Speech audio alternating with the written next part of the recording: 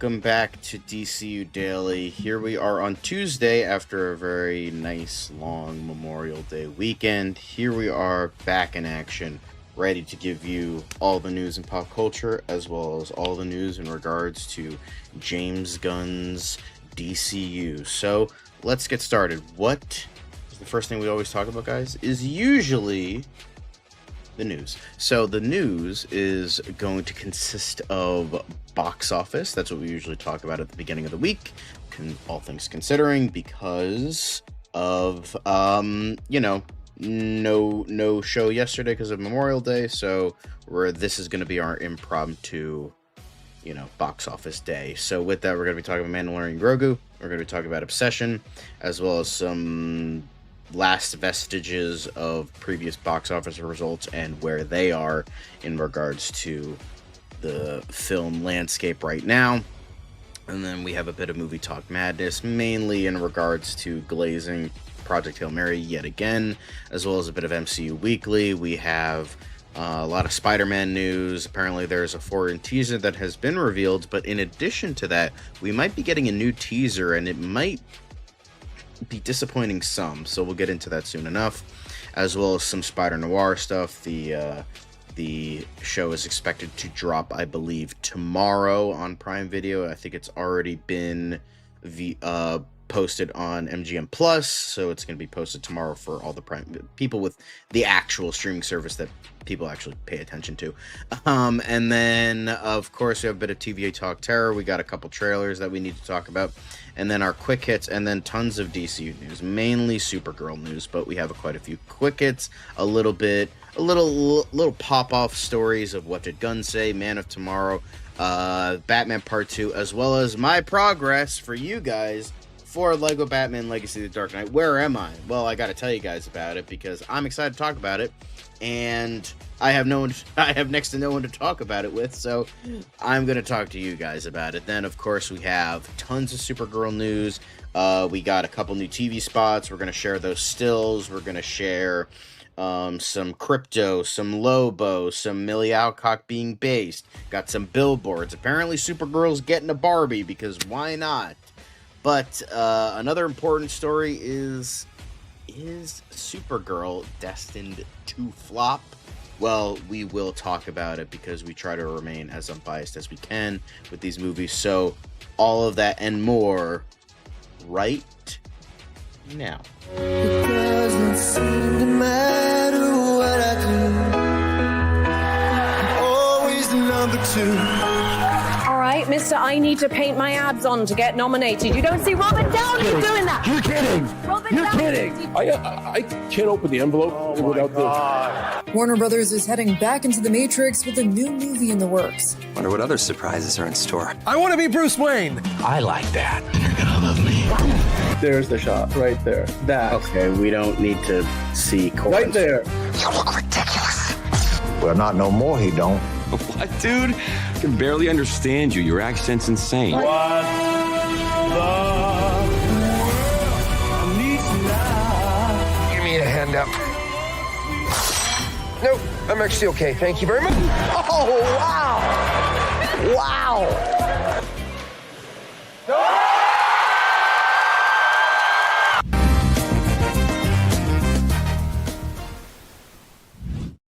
Welcome to the show, ladies and gents. Welcome. We are here to talk about all things news and all things DC and everything in between. So, of course, we have our lovely audience. We have Caleb in the chat. We have Monique, and we have Terrence. Thank you all for joining us, as well as the people not in the chat. Don't worry, we still love you. As long as you give us a like, maybe a comment, maybe even share it with your friends. Who knows? But don't worry. Even if you don't do that, we still care about you. Even if you dislike it, we still care about you. Because you know what? That's what this world's all about. It's hope. Hope core. That's what Superman's all about. But let's get into the stories before we talk about hope too much, because it's maybe not looking hopeful for Mandalorian and Grogu. Well, maybe not, depending on who you are. Some people will view this as a flop, some people not.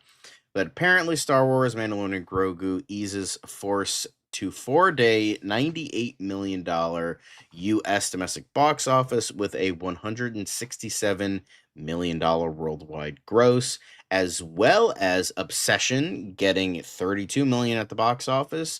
In addition, a 222 Memorial Day weekend. So I think it's been a good time at the movie. So it did beat those projections that we were talking about, because for Mandalorian and Grogu, which Dan is at right now, hence why he's not on the show currently, he is watching that. So when we do our tier list for today, don't worry, I haven't forgotten about that. Of course, Star Wars films killed the competition, so we will be talking about that for Tier List Tuesday today.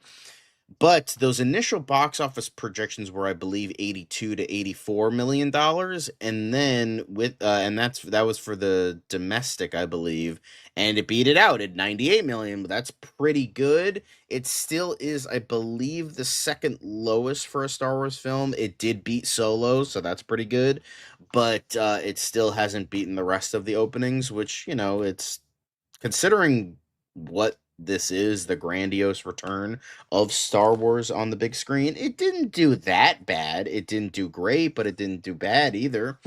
So also hello, Nelson Moreno.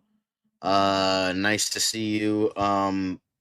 But considering all things considered, Mandalorian and Grogu did quite well for the 4-day weekend. Obviously, it wasn't going to be doing Top Gun Maverick numbers, but it did okay.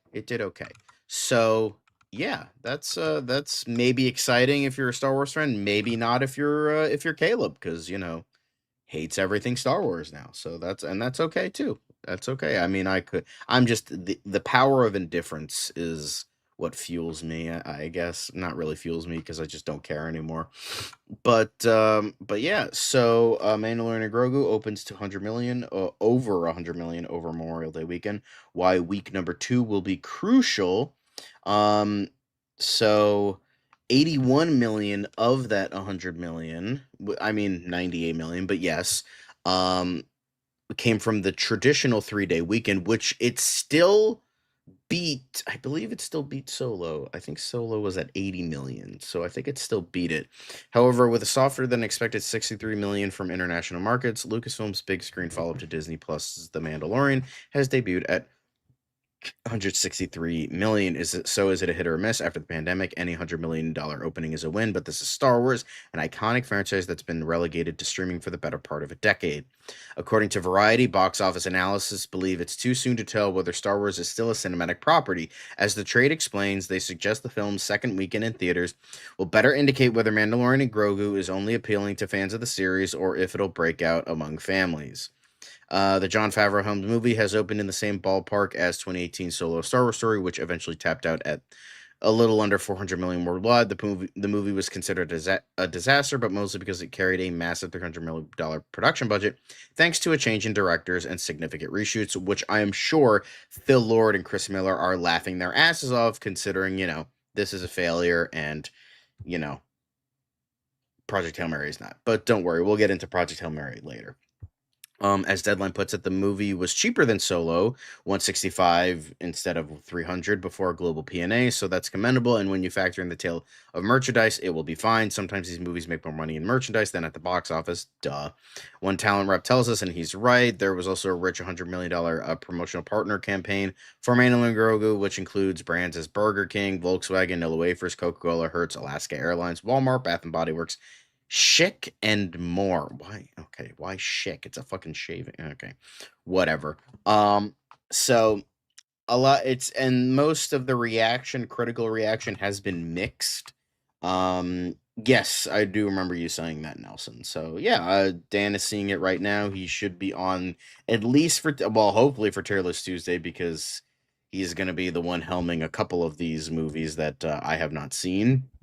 So, yeah, Mandalorian and Grogu seems to have done okay, not great, but I mean, it beat its projections, but it's still not quite as good as some of the other box office openings.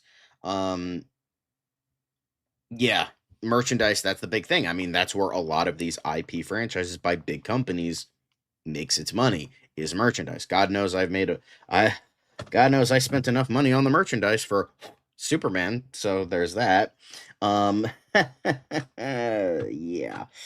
Some stuff I'm proud of, some stuff I'm not proud of, but it's fine. It's fine. I like my mug. I like my shirts. My sister got me a nice pin for Christmas, so that's nice. But yeah, merchandise is where it's very big. But in terms of Mandalorian and Grogu not quite beating records, the thing that is beating records and the thing I'm happy about is, of course, Curry Barker's Obsession and how it became this unprecedented hit. Now, Obsession is in its second weekend, as opposed to Mandalorian and Grogu, which is in its first. Yeah, I mean, that's how it be. But yeah, it's, I believe, from the previous article, it did state that it had 32 million this weekend. So the Obsession is an obsession at the box office. That's after the low budget horror film earned 23.9 million North American theaters in its second weekend and 30.2 million through the Memorial Day holiday. Those ticket sales are 39% above its debut, an impressive 17.2 million from 2,600 cinemas, a virtually unprecedented increase for a movie that was already in wide release. It's especially uncommon for horror, a genre that's notorious for falling sharply after opening weekend. So far, Obsession has generated $60.7 million in North America and $75 million worldwide. And here's the kicker. It was produced for less than $1 million and will easily become one of the year's most profitable releases. Now, we're not sure where the budget is, but the lesser end is actually $750,000. So we don't know where that $250,000 came from. It's most likely not the advertising budget, because that's never factored into the budgets you see like on Wikipedia, IMDb, and that kind of thing. So with all of that, it's probably for maybe some reshoots, maybe Focus Features was like, okay, here, you guys do some extra shit that you can zhuzh up in post-production or whatever. Maybe it was just like extra stuff to do. I don't know, because the original shoot was about a month. And maybe there was reshoots, maybe there wasn't, who knows, but the budget is around $750,000, $2 million, say that for Undertone as well, that was about $500K, and that got, I believe, 19 to 20 something million during its entire run, so that's pretty good. But yeah, it's indie horror is, well, it's not really indie horror because it's, it got picked up by Blumhouse and Focus Feature, so it's not exactly indie, but it's like more indie than, something like made by Paramount, like Passenger, which is not doing great. I would still say, I here's the thing, even if you're a total pussy, I would say still go see it because it's just a fucking phenomenal movie. So, but that's just me. Um, but yeah, good stuff, good stuff. But yeah, so it is doing quite well. So yeah, good. Oh, there's pecs on the screen. Let me get rid of those pecs. Um, but but yeah, so I'm happy for it because, like, I am biased. I am pretty biased that my little, horror stuff is doing quite well. And there is, I believe, another, hang on a sec. I believe there is another, let me just grab the second one. So, yes. So here's a more consumable, it's a lot. It scared me. It scared my friends, and there are some big horror heads, so I would say still go see it cuz it's one of those movies you have to see with an audience. It's so much better and so much more fulfilling if you see it with an audience. It's truly great. But yeah, this is kind of the this is kind of like a good, like, rundown of like all the stuff that's been going on with Obsession. and unfortunately, I have to move my camera out of the way because I can't see the wording. Obsession just had one of the biggest box office increases this century, earning $80 million on an under $1 million budget. So that is definitely something. So yeah, it had a bigger second weekend than expected. Film jumped from 39% from its opening, marking the biggest second weekend increase for a wide release this century. The biggest now here's the context of that. We did briefly talk about the 39% increase, but it is the biggest second weekend increase for a wide release this century, because you know how we usually talk about second weekend box office are usually drop-offs. That's just the case of every normal movie. Hell, even the best movies get a drop-off. Like, I remember when we were talking about how the numbers for Sinners were really good, how it was in the 20s or 30s when it dropped off the second weekend, which is fucking amazing. But the fact that this increased by 39% says everything about how well this movie is doing. So, yeah, it's grossed over 80 million worldwide, including more than 58 million domestically, made on a budget of under $1 million. So, this is essentially just a grab bag of stuff. So, yeah. I hate this AI image, but it is kind of funny. But yeah, this just goes to show how Obsession is truly killing the box office right now, pun intended. But yeah, also hello Elite Easy, lovely to see you. But that's not the only box office that we have for you. And apparently for the big stuff, the biggest stuff that's been happening these past 2 months is Michael has almost hit 800 million worldwide, and Devil Wears Prada 2 hits $600 million globally.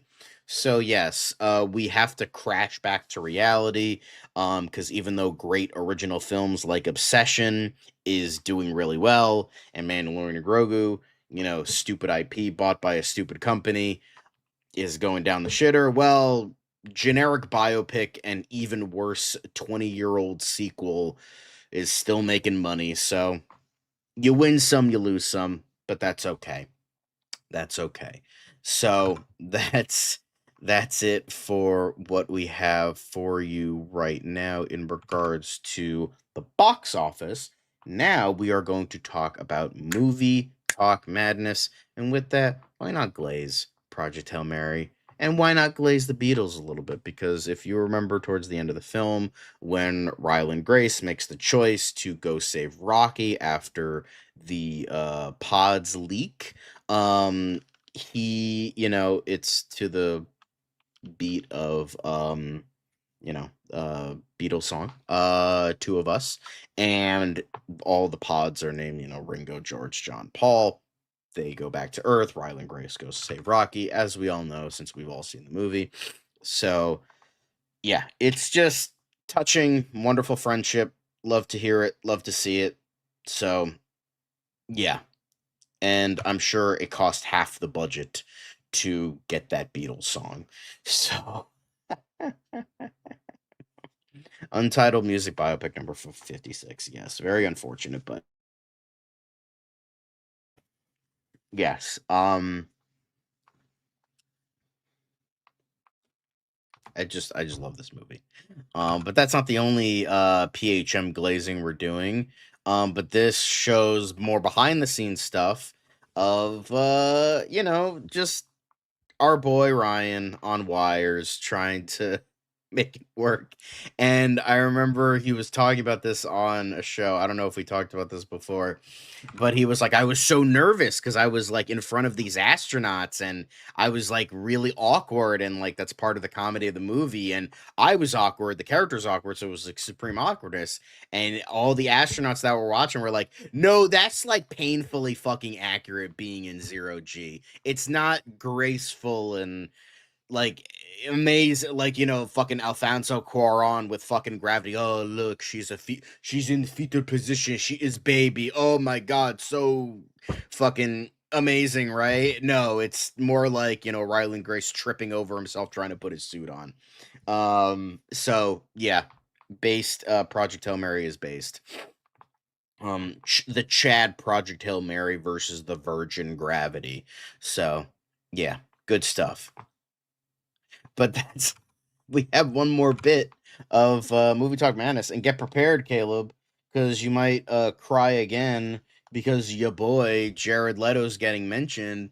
Apparently, director Travis Knight on Jared Leto's Skeletor, he gives an amazing performance.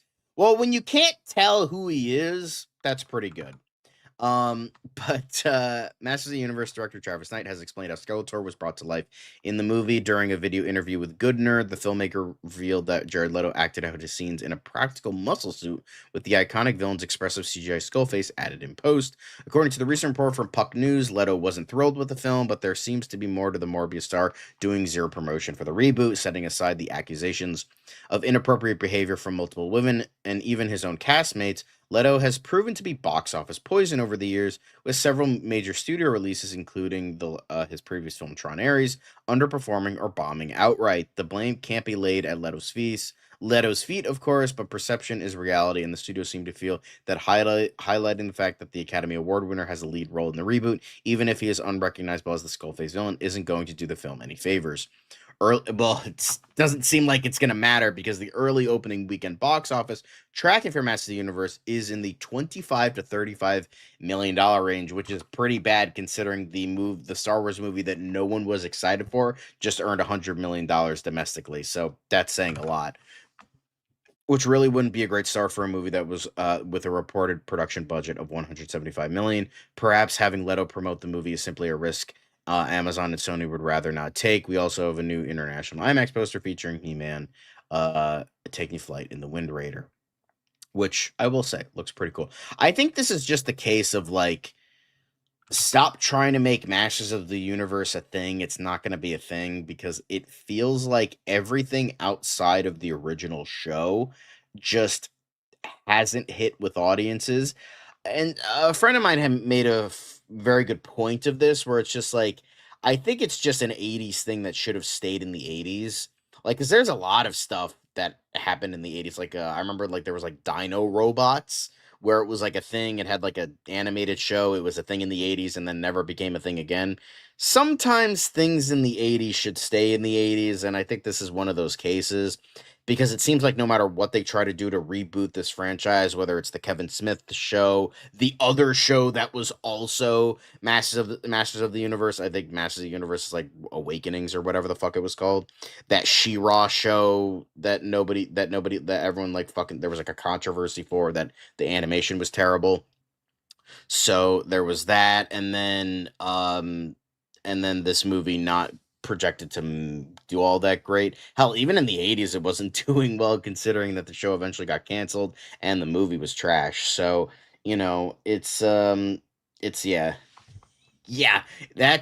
it's terrible box office. It looks good except for Leto. I mean, even Skeletor looks and sounds good. It's just that, he's unfortunately played by Jared Leto. Give me live action Thundercats. I don't want to see live action. I want to see an animated Thundercats movie. It shouldn't. Not everything should be live action. I'm just gonna say that. Give me like Thundercats. Go. What was that one with like where it had the anime style influence? Because I know the Cal Art style Thundercats Roar, which sucked. But I know that there was like an anime style that everybody loved, but nobody watched it, and it got like 2 seasons, and it got canceled.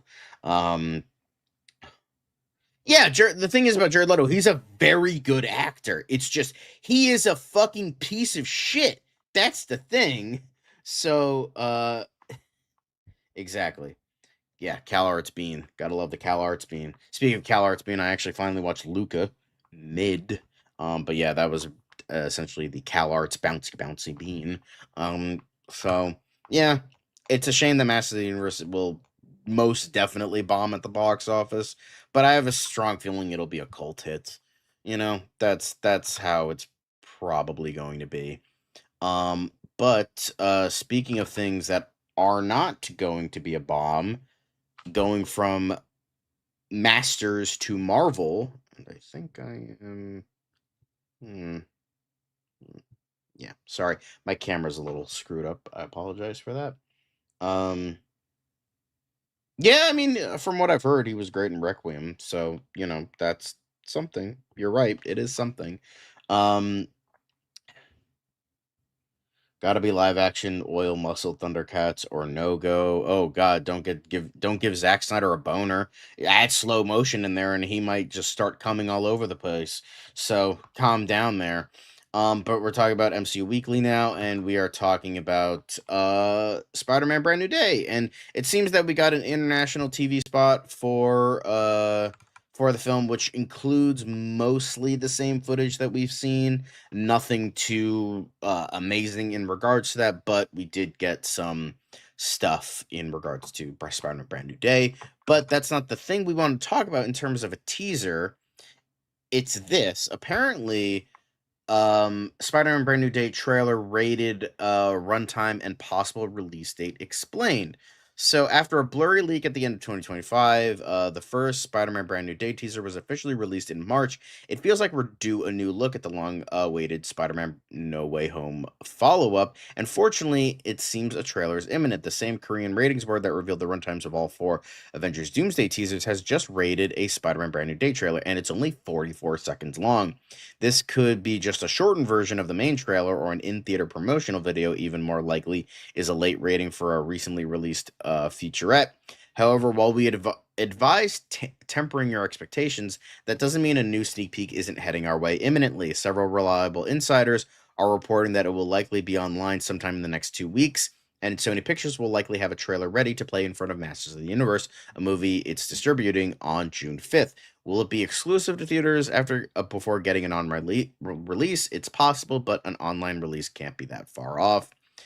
Toy Story 5 on June 19th is another possibility, of course, as a Supergirl the following week. Still, the latter would be leaving it a little too late, seeing as Spider-Man Brand New Day swings into theaters on July 31st. So, we might be getting a teaser soon, possibly a very short teaser, which is, possibly sad for the people watching.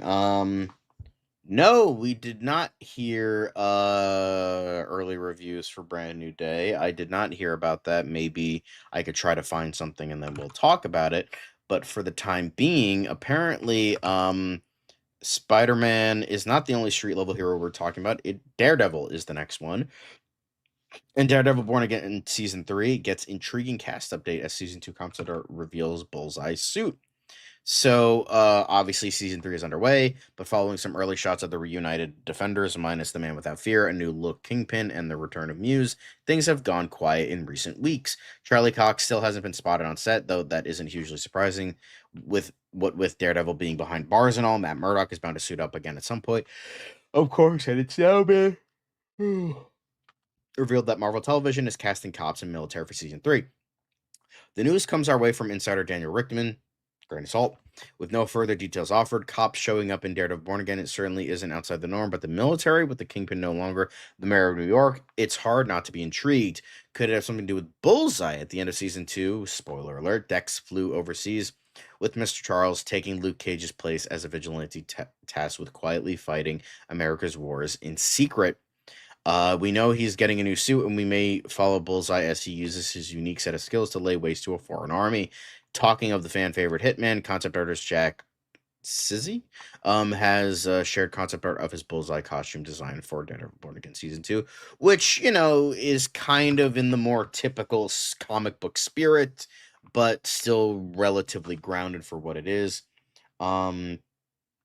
So yeah, I think this looks pretty damn good, if I do say so myself, for what it is, because Daredevil Born Again, it's one of those shows that's very grounded, very street level, so them not doing absurd comic book suits, I get it, it's fine. This looks pretty good. Like, there's a little bit of color there, so, and we do like color. It's navy blue color, but it's still color nonetheless. But that's That's it for Daredevil. Of course, the next thing we're talking about is going back to Spider-Man and going way back to the 1930s, because as I mentioned, Spider-Noir is coming out tomorrow, and the whole season is going to be revealed on that day, so that's fun. But Caleb was saying one of the earlier reviews said that Brand New Day is the best live-action Spider-Man movie to date and has a really shocking ending. That means nothing to me, considering, every single DC movie is the best movie since The Dark Knight. So, means very little. So, Spider Noir soundtrack will feature new music by Chris Bowers and Michael Dean Parsons, as well as 2 original songs performed by Lee Jun Lee, who's playing Kat Hardy in the show as our femme fatale. Prime Video's Spider Noir soundtrack will feature new music by composers Chris Bowers and Michael Dean Parsons. In addition to the score, actress Lee Jun Lee delivers a cover of Dream a Little Dream of Me, and the original track, The Devil You Know. The live-action series, which premieres tomorrow, is based on the Marvel Comics and stars Nicolas Cage as the Spider-Man variant. So, the soundtrack will be digitally released on May 27th, sorry. A 2 LP vinyl set will be released on August 28th by Milan Records. So if you really love this show and you really want to capture the spirit of the 1930s, then get the vinyl set, because it's going to be available on August 28th. Best movie since The Dark Knight. Every single movie is the best movie since The Dark Knight. The album will also feature the series' main title theme, Saving Grace, performed by Southern soul singer and songwriter Kirby, and is produced by Oak Felder. So, in a statement to Variety, Bauer said, showrunner, executive producer Oren Uziel and the team trusted us to shape this world through its music, and we shared an enthusiasm for using clear, memorable melodies to carry character and story. For Michael and me, Spider Noir was a rare chance to put everything we love about scoring to picture into a single show. Dean Parsons added, Spider Noir is the kind of musical opportunity a composer dreams about. It gave us the chance to not only write music that is emotional and thematic, but also to freely blend genres and sounds that wouldn't normally coexist.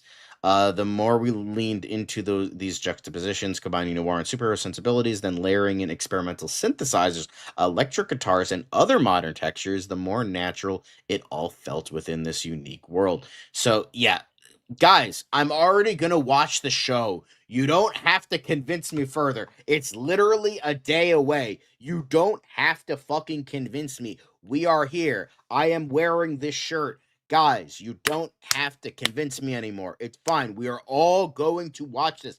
We're all going to watch it in black and white. Jesus Christ, you don't have to convince us. I can only get so erect. God damn it, guys. I am here. I'll probably buy the fucking vinyl at this point. I'm gonna go bankrupt at this point with all the fucking money I'm spending over this shit. God damn. Anyway. But that's not the only Spider Noir thing we have to talk about. There is a quick clip of, ya boy looking over New York from the Empire State Building. So that's very nice. It looks so modern. So that's like really interesting to me, like this whole like clip right here. But yeah, this is looking great. I'm excited for it. But next up, so this is talking about San Diego Comic-Con, and this is apparently 7 movies Marvel Studios could and should announce at this July San Diego Comic-Con. So Fantastic Four 2. This is probably on the docket, but we're not quite sure yet, but we'll see. But Fantastic Four 2, I could see that happening, but with Matt Shackman now doing Planet of the Apes, which apparently is going to be a full-on reboot, which makes me want to fucking punch someone in the face.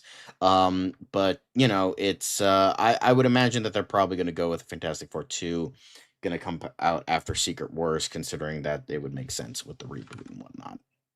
Then Black Panther 3, this one is on the docket as well. I wouldn't be shocked if this was also announced. X-Men, it's pretty much an open secret that this is happening, most likely in 2028. Jake Schreier is attached. The writers of Beef are attached. So, and I think the Ballad of Songbirds and Snakes writer was attached. I don't know if he's still attached, but he was also writing the film. So yeah, I could see them announcing this as well. But I can also see them kind of being a little cagey about it, because they're kind of probably focusing everything on Doomsday, because at this point it's going to be 2 months away, because San Diego Comic-Con usually is in October, I believe, so that makes sense. So they're probably focusing everything on Doomsday and Secret Wars. So I could see them not announcing anything, but at the same time, this is pretty much an open secret, so I could see this happening. Captain America 5, unlikely, considering Brave New World bombed. Probably not going to get an announcement on this. It's going to be live action. But and then Midnight Suns, this has kind of been just rumor mill. It's unlikely that they're going to announce this at something as big as San Diego Comic-Con, especially when Doomsday is almost here at that point. So yeah, I can't imagine that. And this is pretty much a thing that everyone thinks is going to happen. We don't know if it's going to happen. We just were like, oh, Blade might not be happening, but he might be getting put with a team like with Ghost Rider and Moon Knight and Doctor Strange. So yeah, I could see that happening, but I, this is probably the least likely out of all of them, along with Captain America 5. Avengers 7, aka World War. Okay, they're definitely not doing World War Hulk. That's dumb, and I don't think they're announcing Avengers 7 when, again, they're trying to focus everything on the next two movies, which is Doomsday and Secret Wars. So, I don't know. I just find that to be ridiculous. And then Iron Man 4. What are we doing here? I love how all the bottom tier ones are the ones that make the most sense. Pretty much X-Men, Black Panther 3, and the Fantastic Four 2 all make way more sense than fucking Iron Man 4, which is definitely not happening. Fucking Avengers 7, which, depending on Doomsday and Secret Wars, might happen, but it's not going to be fucking World War Hulk. And, Midnight Suns, which maybe could happen, but it's unlikely. I mean, I want it to happen, but I think they're still trying to get a Blade solo movie off the ground first. And then I don't think Captain America 5 is going to happen with how Brave New World bombed. So they're not going to go with that. So I could see X-Men, I could see Black Panther, and I could see Fantastic Four. I don't see anything else getting, actually announced. So I know this is saying could and should announce, but who wants an Iron Man 4? Nobody. Okay? Look at the fourth movies of every sub-franchise in the MCU. Thor 4, Captain America 4.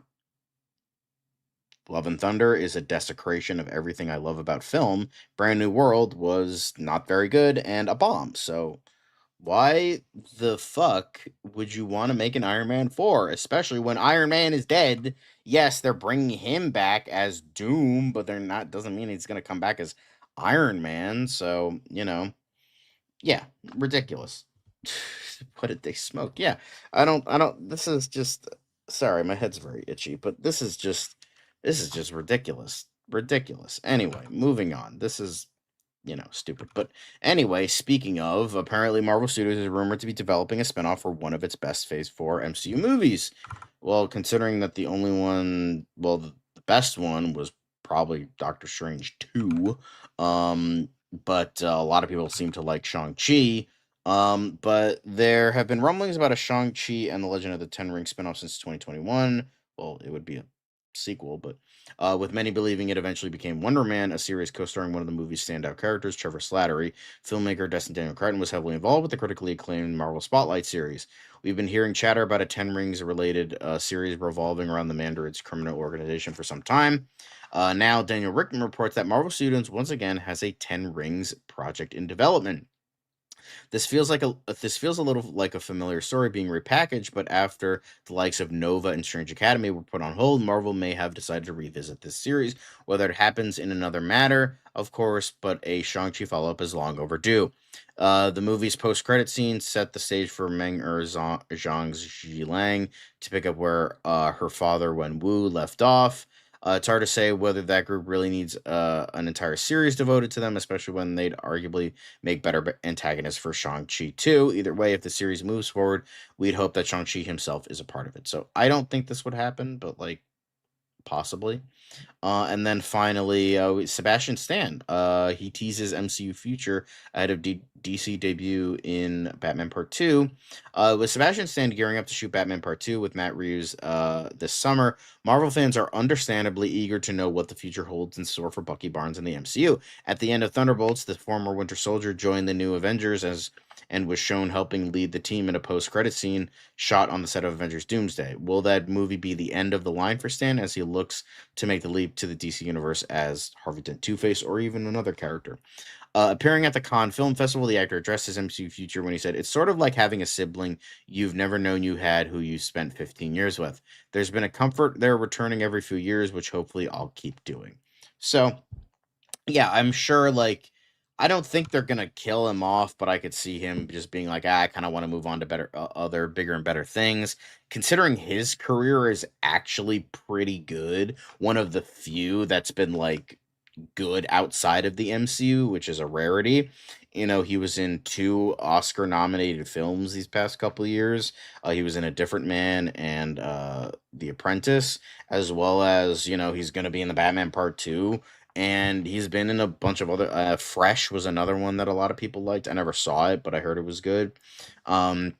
So, yeah, considering Sebastian Stan is like, you know what, I might just leave the MCU behind because I frankly don't need it anymore. But hey, fucking Robert Downey Jr. was in an Oscar-winning movie with Oppenheimer and then crawled his way back to the MCU. So who knows with these people? But that's it for MCU Weekly. Now we move on to the wonderful side of TV. We're going to TV, ladies and gents.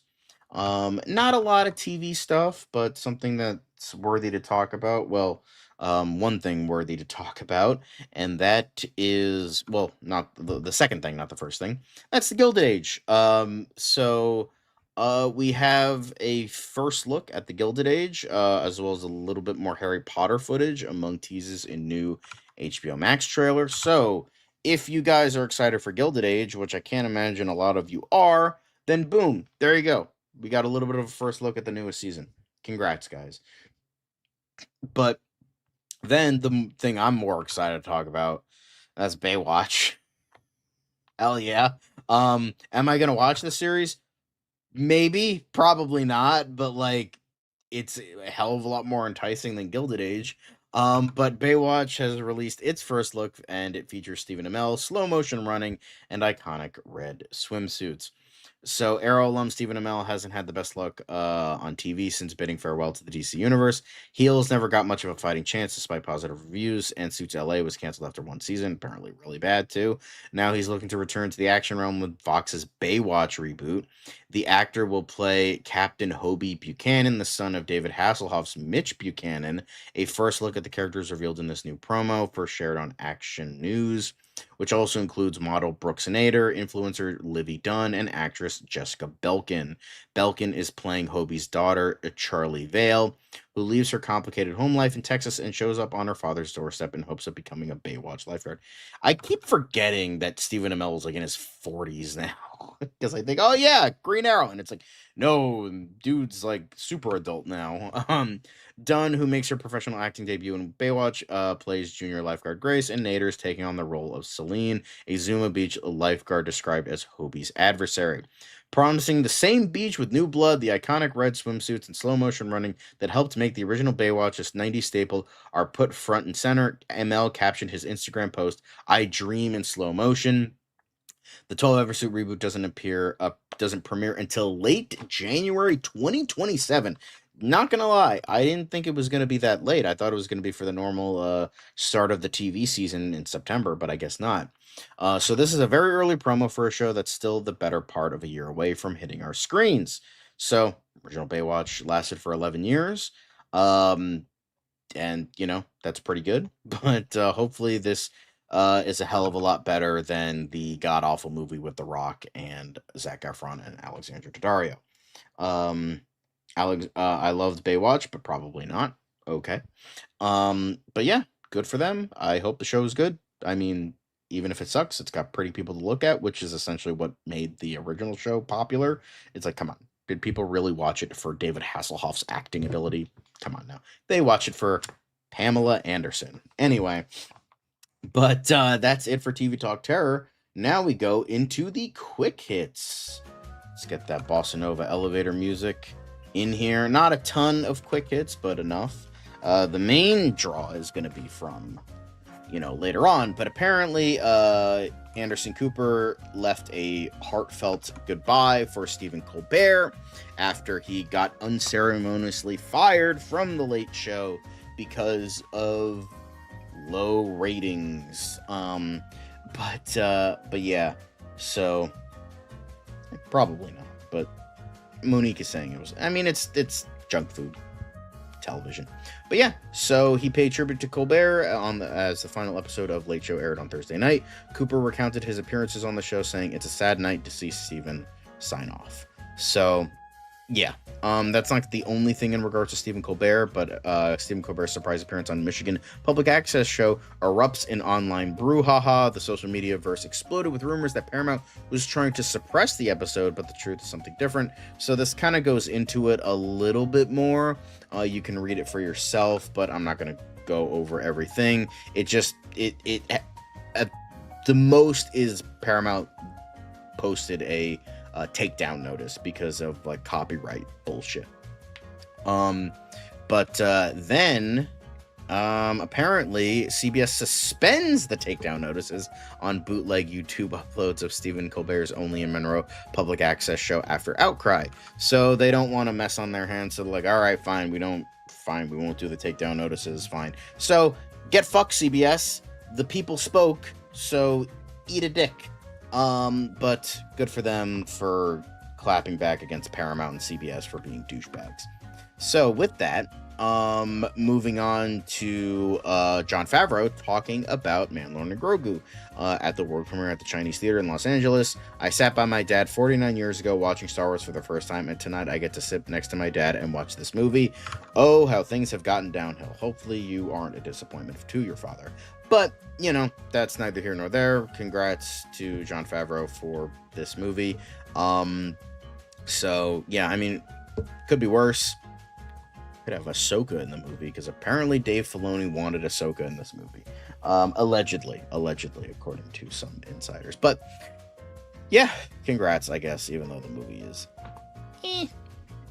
mixed from what people have said. But speaking of the man behind Mandalorian, how Brendan Wayne became Pedro Pascal's body double and channeled his grandfather, John Wayne. No matter what, the Waynes will always be part of Westerns, whether it's Western Westerns or Neo-Westerns or Space Westerns. But, Brendan Wayne giving his grandfather maybe some proud nature. I don't know. We'll see. But, maybe not. John Wayne was a bit of a cold bastard, so who knows? But, I'm proud of Brendan Wayne, much like with the actors who play bodies but are voiced by more popular people, like Matthew Zuck on Doom Patrol, who played the body double for Matt Bomer's character, and then I am blanking on the guy who played Robot Man. That was not Brendan Fraser, the guy in the bodysuit. So, Bruce Wayne, John F. that guy. Well, I mean, John Wayne was still a great, Western hero. So, still nice to see. But anyway, moving on. Apparently, Tom Hanks just can't quit World War II, and it's keeping him up at night. The actor, producer, and historian John Meacham discuss their new History Channel docuseries on the largest event in human history. So, if you are a dude bro that loves World War II, then here you go. Tom Hanks has more entertainment for you about the infamous war. So, yes, Marion Morrison was his real name.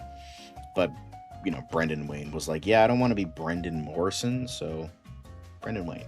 Well, I mean, tons of people have taken stage names, for instance, Martin Sheen is a stage name, and Charlie Sheen took his father's stage name, while Emilio Estevez took his father's real name. So it just kind of depends on who it is. So Duncan Jones didn't go by Duncan Bowie.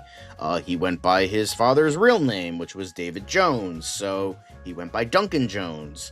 Originally, Nicolas Cage went by Nicolas Coppola, even though that is his real name, and then he did a stage name because he didn't want to be associated with Coppola after the poor experience on Fast Times at Ridgemont High.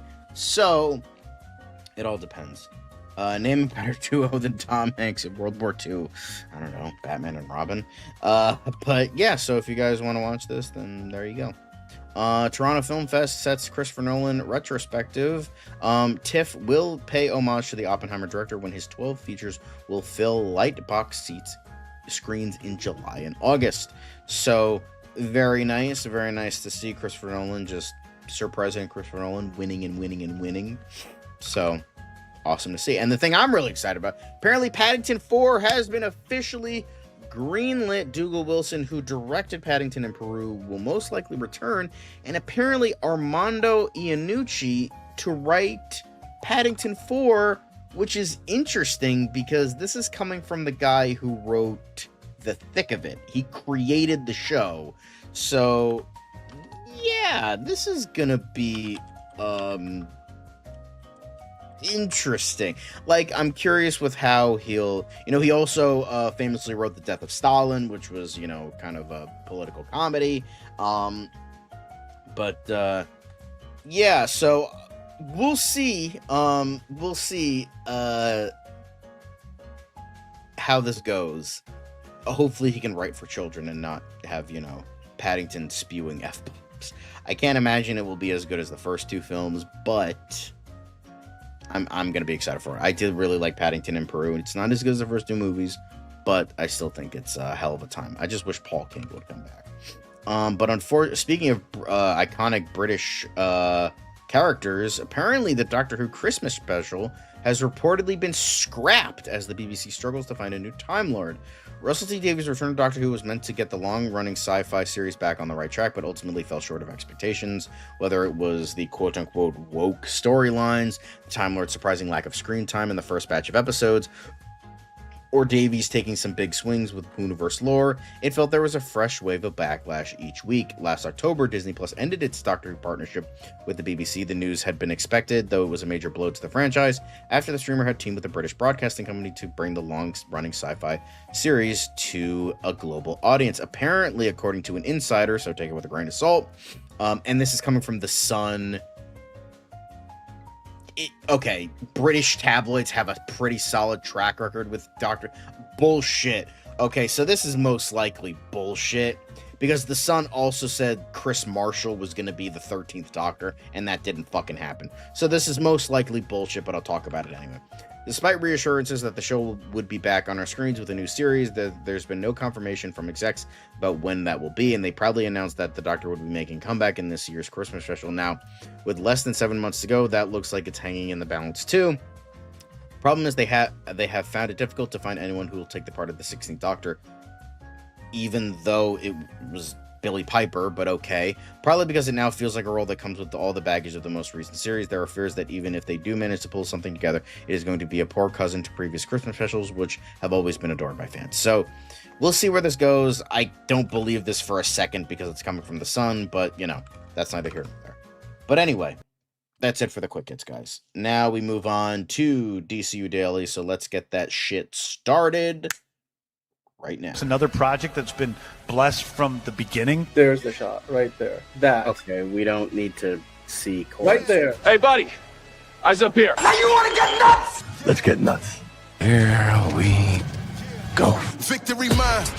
Ask me how am I doing? I'm telling you really I'm doing sublime. I never wait in a stewardess line. I just go do it. I'm moving my time. Really had nothing to do with it. How am I moving? I'm moving like you want to shine. Follow my lead. Don't listen to lies. I had to put me all on the line. That's why I know that victory's mine.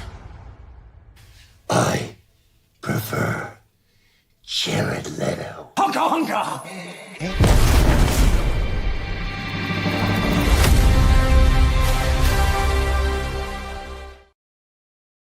Hello, everyone. Welcome back to DCU Daily.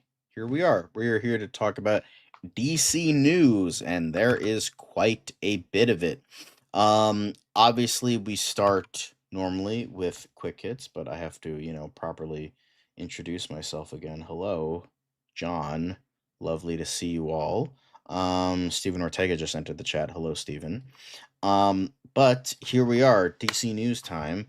Anybody else into the chat? Also, Anthony said, "Did you see that Grace Cochran is only playing Ginny Weasley for season 1 and 2?" And no, they said they're recasting after season 1. She's not coming back for season 2. Grace Cochran's only going to be for season 1. So yeah, we talked about that a couple weeks back. Yeah. But yeah, so let's get this party started. with DC Quick Hits, the Parrots, Ducks, Pelicans of DCU news. So obviously, the first thing we're gonna get into some comic stuff. And the first thing that we have is the Absolute Batman number 23 variant by Jeff Spokes, which features a whole bunch of villains from the man's rogue gallery. We have Poison Ivy. We have it looks like Killer Croc. It looks like Catwoman in a very nice pose. Bane, and I believe that's Mr. Freeze or Clayface in the back there. I think it's Mr. Freeze. So yeah, it's good variant, great variant. More absolute Catwoman is always a good thing. So hell yeah. But thank you. But yeah, so Jeff Spokes drew this, by the way, looking quite good. So yeah. Next up, we have some Supergirl billboards. Just like a quick thing because, just nothing too major about it. Obviously, we have more Supergirl news to get into, but, wanted to throw this in there because not much to say about it. Then we have Sinestro. James Gunn said this. Sinestro knows how to push the limits until there's no turning back. That's probably his most terrifying trait. He first came onto the scene in Green Lantern number 7, written by John Broome, with pencils by Gil Kane and inks by Joe Giella. So yeah, Sinestro. Well, this was 3 days ago, by the way. 3 days ago, Sinestro made his debut. Many years ago. So nice for Sinestro. Definitely one of the best Green Lantern villains of all time. So. But next up, Batman writer Matt Fraction says recent Marvel DC crossovers had some dumb fucking notes from lawyers. But yeah, that's not Marie was editing Superman Spider-Man issue at the same time as Mad, and Superman/Spider-Man went to press the week before Mad, and so everything just collided, and I think it was probably the most stressed she's been. Current Batman scribe Matt Fraction then interjected to share his take on what was likely stressing her out so much.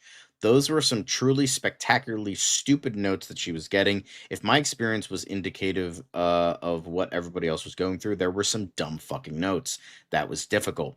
Fraction continued, it felt like Marie and C.B. Cebulski came to an accord and said, let's do it, and then it got handed to a room full of lawyers who had no idea what it was. Zdarsky, meanwhile, explained, I did the previous one, I did the Batman Deadpool one, and I'm not going to say there were stupid notes, but there were definitely like, okay, these companies are just really trying to make sure each one is on equal footing. It gets harder and harder because there are obviously more lawyers and kind of corporate interests involved. As the former Daredevil writer points out, it isn't hugely surprising that lawyers interjected, especially as both companies would have been eager to protect their respective IPs. Still, it's hard to disagree with his next point. The fact that they put these out is amazing, and the quality is also amazing. As someone who read most of the Superman Spider-Man crossover, I never got a chance to finish it because the comic site I was reading it on got shut down, so I got to find a new site. But maybe we'll see. Thanks for the note. But yeah, I mean that's gonna be the case when it involves two very different companies trying to do a similar thing. So. It's not exactly Evil, but Sinestro. His name was always a bit on the nose. Well, come on, nothing is more on the nose than Victor Von Doom. Like, come on. But that's part of the fun of comics. Then for Instagram, we got for the next quick hit on Instagram, we have two sides of the same coin, which has Superman and Batman, two very different sides of the DC pantheon, even though they aren't in the same universe. We have the day and the night, and very nice to see. Just a very good montage and showcasing the greatness of both characters. Even though I prefer Superman to the Batman, it's nice. But bro can't even spell Snyder. Right, what a fucking idiot. But I also love this. Interjecting me with hope. But yeah. And this has come from HBO Max Australia. And then we have this little bit of fun from the My Adventures with Superman season 3. So just this. Obviously, this is from something where you can like scroll through it like a motion comic. But we have Superman punching someone in the face and punching them, and then they explode. So Nice to see. And June 13th at midnight, if you want to watch it, it's going to be on Adult Swim, and then next day on HBO Max. Also, Dan's here. Hey, Dan. Hey, how you doing? We're good. perfect just in time for DCU Daily. I know. Sorry, you look so comfy. Look at your blanket. Like you look so comfy right now. This is not my humble abode. This is you might have remembered this humble. This is not my humble abode, but you know, it's Fiona's humble abode. She's out of town, and come here. Oh, see, there you go. So I've got babysitting duties for this guy right here. Oh, he's only 3 months. He's only 4 months old, so he's kind of crazy. Oh, there he goes. There he goes. That's Artie. So I am okay. Yeah. He's going wild as kittens do. Yeah. How? You know, I could get into the whole Mando and Grogu thing. I don't want to disturb our flow though. Like I'll talk about it. We'll find. We'll talk about it when we get to the tier list. So which is going to be soon enough. I'll just give you a quick rating. I think it was a solid 7.5 out of 10. So that's what Nelson gave it. So yeah, hey, Nelson, birds of a feather and all that. So okay, yeah, I'll just follow along to the. Oh well, Monique asked Artie to come back, and there he is. He came back. Yeah, there he is. Cats everywhere. I've got Georgian cricket celebrating their first birthday this weekend, and now here's Artie. Oh boy. Okay. Quick. We gotta get back to the quickets. We gotta get to the. Well, we're done with the quickets, so you don't have to worry about it being quick. Because now we go move on. Now we just have some one shots. But I wanted to bring in the categories before we move on to our super duper big thing. And what did Gunn say? Well, he said one thing. He said only one thing, and he said when Creature Commando season 2 is coming out, and apparently it's after Man of Tomorrow. So instead of getting Creature Commandos this year, which would probably be good because we need a good win for DC this year outside of Clayface and, Lego Batman, which we are going to be talking about soon enough. I thought this was for next year. Yeah, that's what I'm saying. It's going to be after Man of Tomorrow, but it's a shame because 2026 needs a DC win. And I don't think we have a lot of winners coming out this year, except for a Lego Batman that isn't connected to the DCU and then Clayface. So, that's okay. So now we have 3 confirmed projects for DC for 2027, and that's Man of Tomorrow and The Batman, and Creature Commandos, 2 DC related, 1 not DC related, but that's pretty damn good if you were excited about Creature Commandos, but very exciting about Creature You know what, Nelson? I got the Mando bucket. I have the helmet, but I left it in the car because Artie here, everything is a toy, and I don't know if there's any parts on it that he can bite and hurt himself with. But I did get the Mando bucket, so I have the helmet, and I didn't put my popcorn in it, so it's like in a bag and everything. Oh, but kind of a hazard right now. So I'll show that off when next chance I get. So okay, but now we have a bit of Man of Tomorrow news. Not really much news, but, again, it's something. Apparently, outside of Cincinnati, Daily Planet truck has been seen. This is like deja vu, John. I feel like literally 2 years ago we had something like this of a photo when they were moving all these prop cars. Yeah, this is the way. The young take care of the old take care of the young, and the young take care of the old. This is the way. Yes. But I feel like, because I'm like, for the first time I came across this, I was like, wait, did somebody just take a photo from 2 years ago and just repost it? Because I literally feel like if we go back into our archives, we have talked about exactly this kind of situation. But they have been filming in Atlanta and like the sound stages, and they were gonna move to filming in Cincinnati. Moving on to Cincinnati. We'll bring that back again. And then, Cleveland. I feel like, no, Cleveland was the main spot. And then maybe, since we'll see, they'll probably have the Hall of Justice. So, Print Media only surviving as movie props. You're not entirely wrong there, Brian. Although, if you got a chance to buy yourself a copy of that Odyssey edition of the Elle magazine, I think Print Media is going to be doing just fine. But yes, the Daily Planet. Can't wait. We're on Bulge Watch, and it's happening this summer. Both the Super Bulge and the Bat Bulge. So yeah. Yeah. Anybody know how to open these churros? This thing is like, I need to cut it open. You need to get a scissor, bruh. Just get a It's scissor. supposed It's to okay. like just rip off. Like, You know what Okay. isn't gonna rip off easily, Dan? The next Yes. bat suit, which apparently that Robert Pattinson might be getting working on it, in JP. Batman Part 2.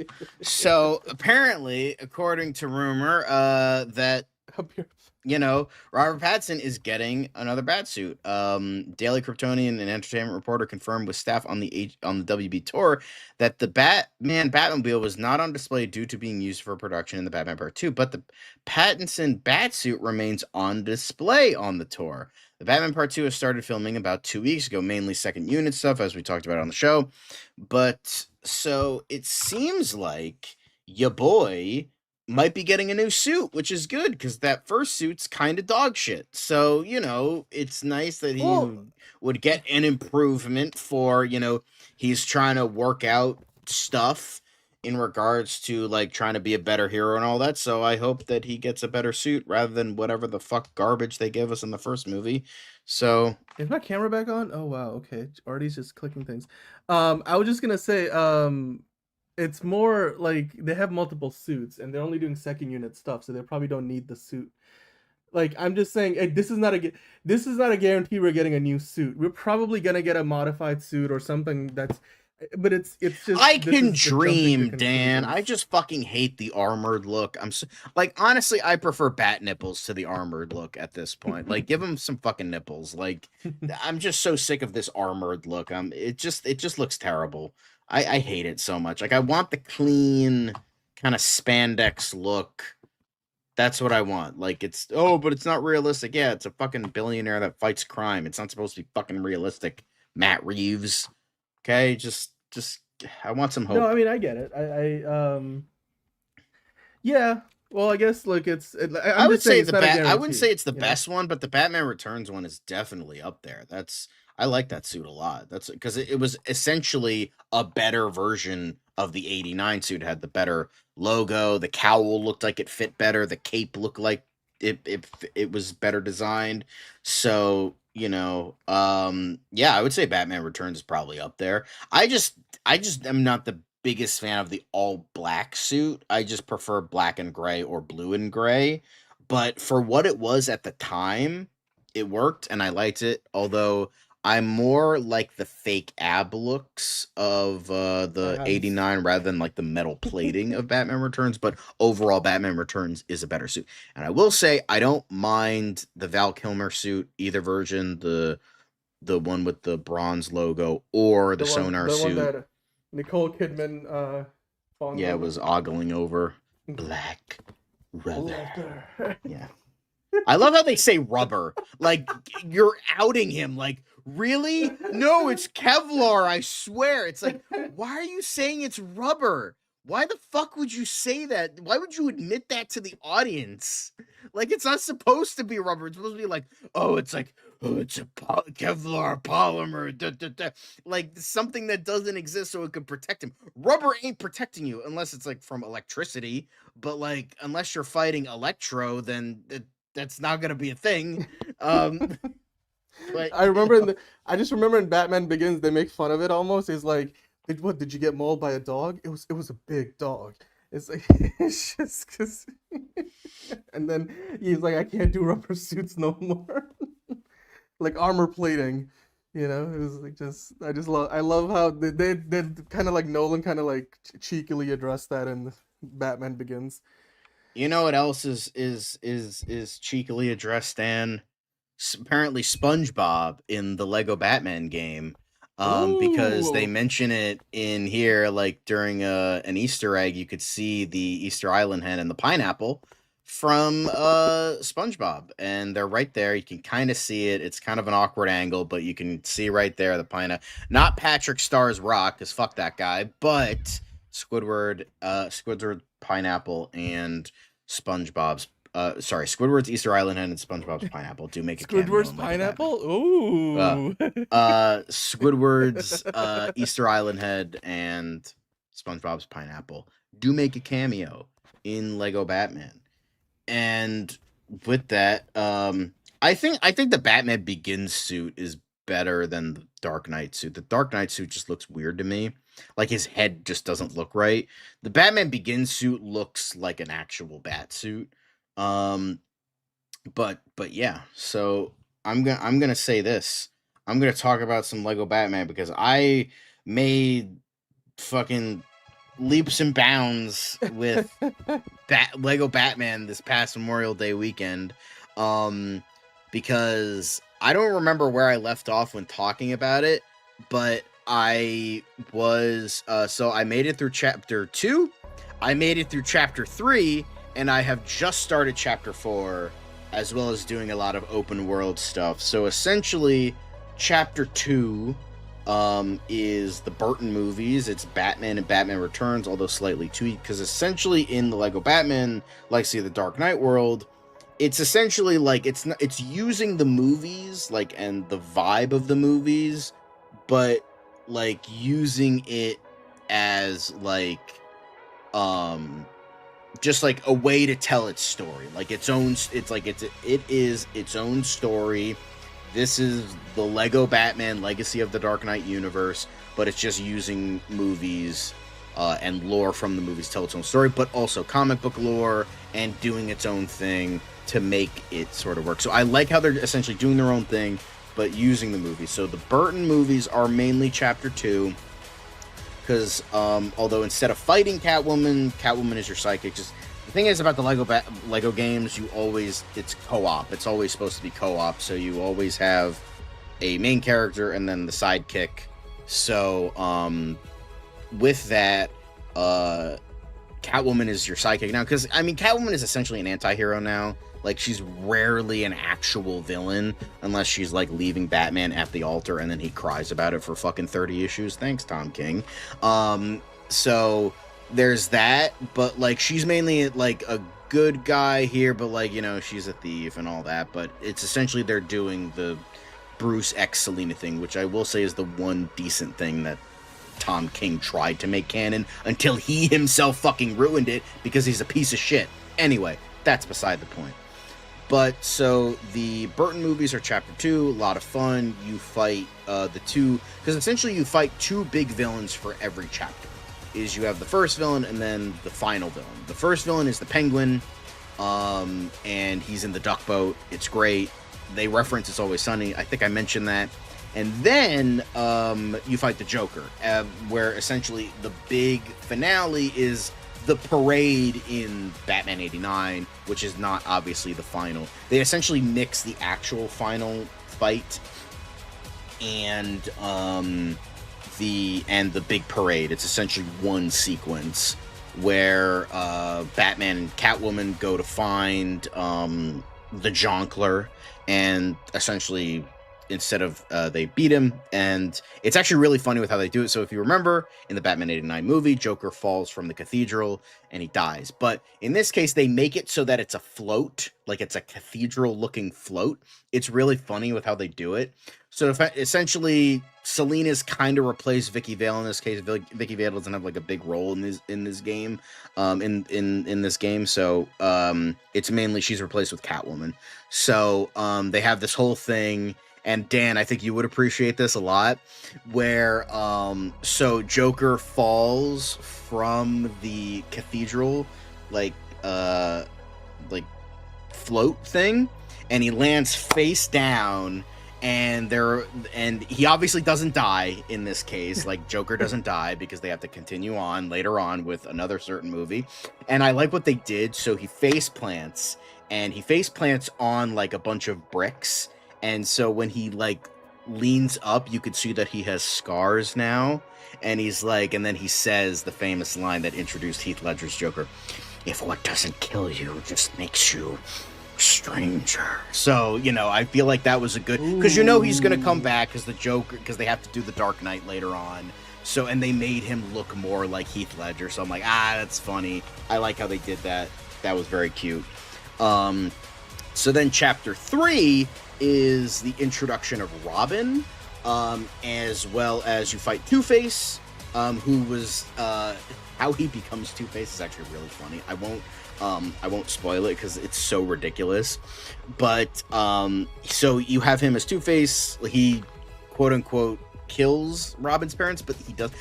With how they do Robin's parents in this game makes no fucking sense to me whatsoever. Because the thing is, they show Batman's parents dying, but they don't show Robin's parents. So essentially what they do is they survive the whole ordeal, because the whole thing at Haley's Circus is like a level in the game. It's like you're fighting with Dick Grayson before he becomes Robin. And essentially what happens is they survive the whole ordeal, and then Robin and then Dick Grayson and Batman have been fighting together this whole time against Two-Face and his goons and all that. And it's really funny. But the thing is, how do I explain this? It's so Dick Grayson at the end, it's like, oh, if you need a sidekick, Batman, I'm perfect. And then he throws a batarang, and then it bounces off of things, and then it cuts the trapeze that his parents are on. They start to fall, and then they hit a hot dog cart.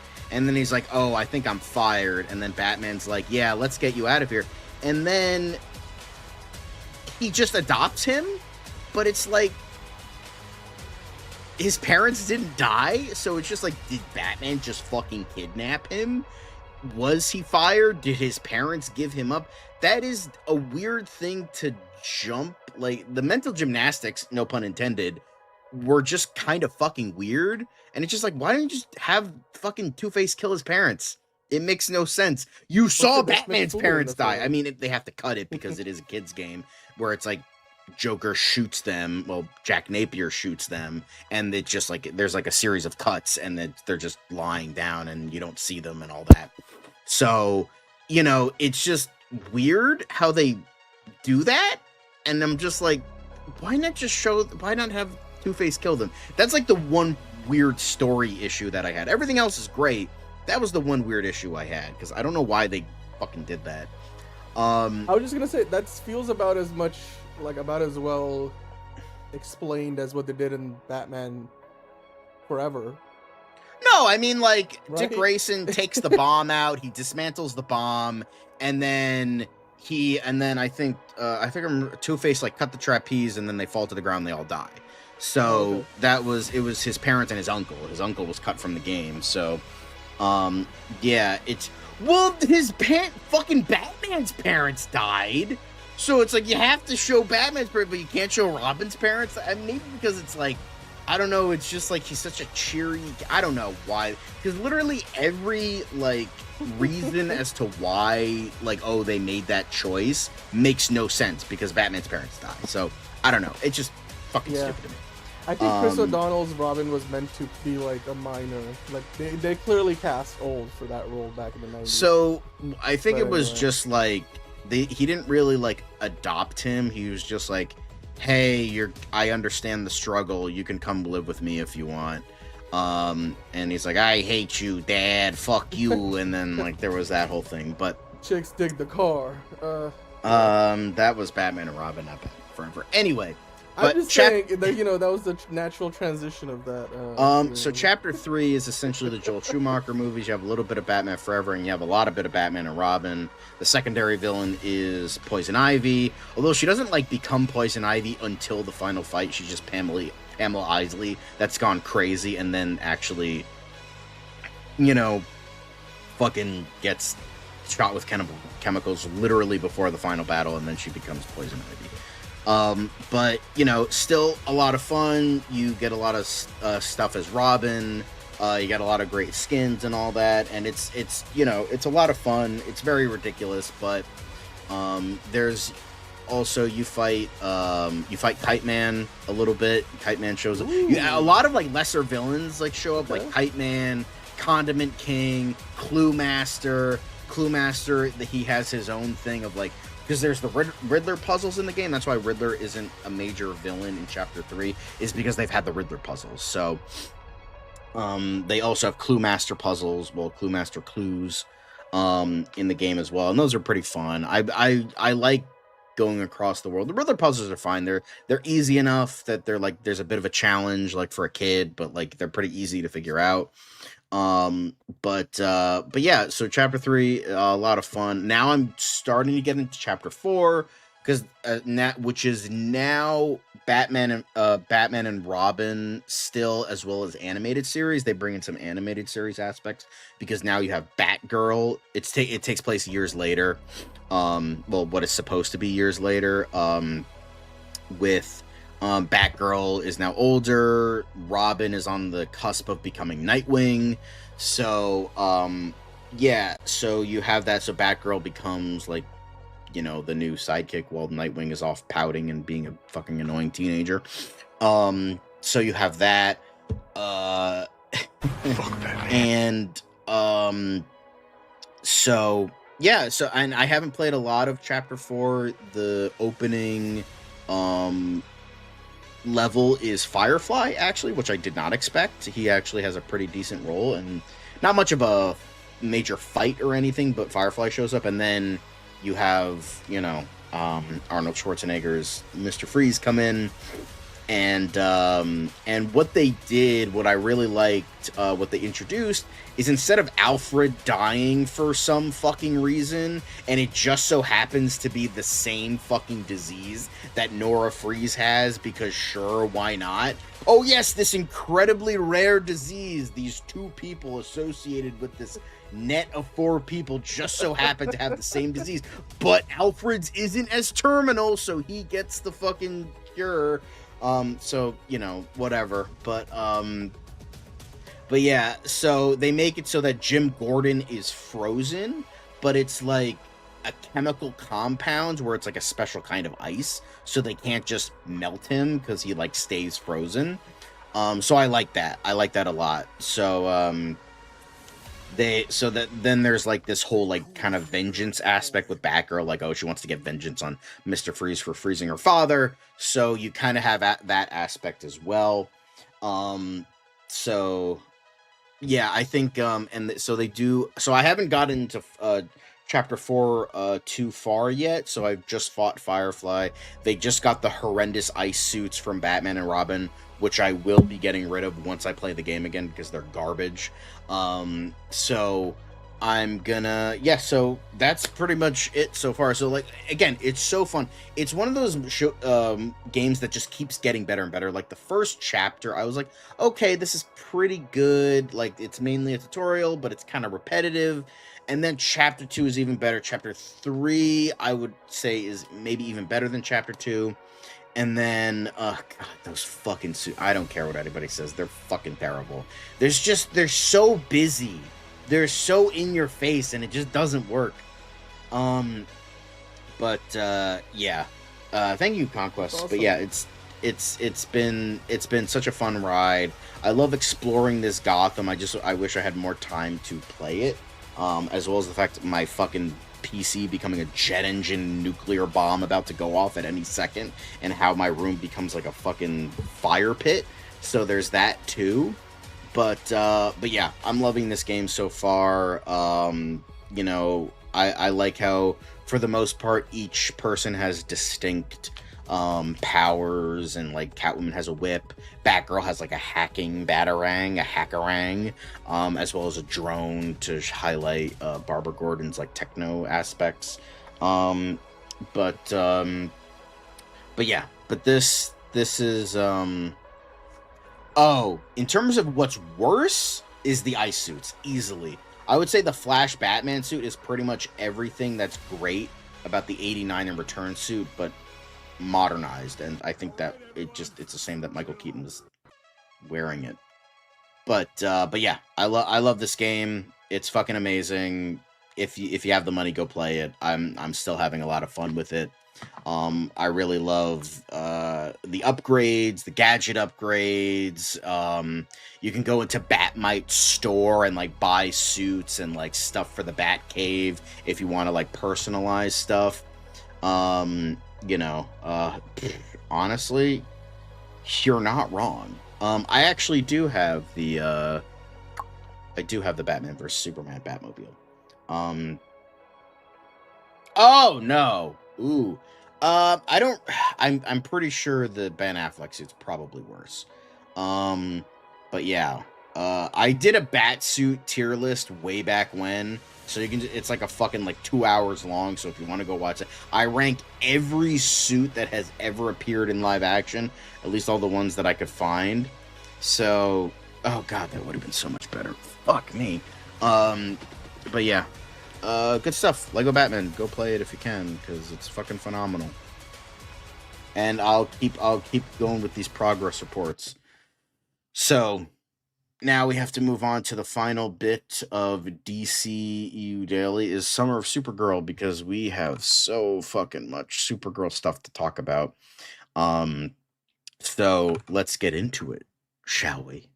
Because the first thing is, I'm not going to play a lot of it because, again, demonetization. Ooh. But we did get this nice TV spot, which I am going to show the stills for, so we don't get demonetized. But it's apparently we see Kara touching down on Earth. Of course, people are roasting her already. Oh, this movie looks like ass because she looks like a roast potato.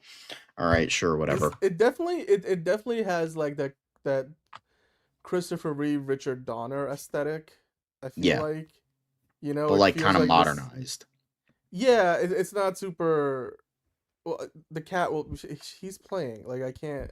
He doesn't come here on demand. He's not a dog, you know. It's like Crypto. Crypto doesn't even follow commands. So if you have ever had cats, anyway, this is great. I like it. Like, we get to see more of like how. So okay. A few questions this teaser answered. Well, Supergirl is freaking badass. I can't place the name of the actress who's in that blue like paint like alien face, the Galaxy Must Be Protected. Looks like Evan Peters. It's a girl. It's a woman. I know, but I'm just saying Evan Peters has very effeminate features. I don't know what you want me to say. No, it's fair.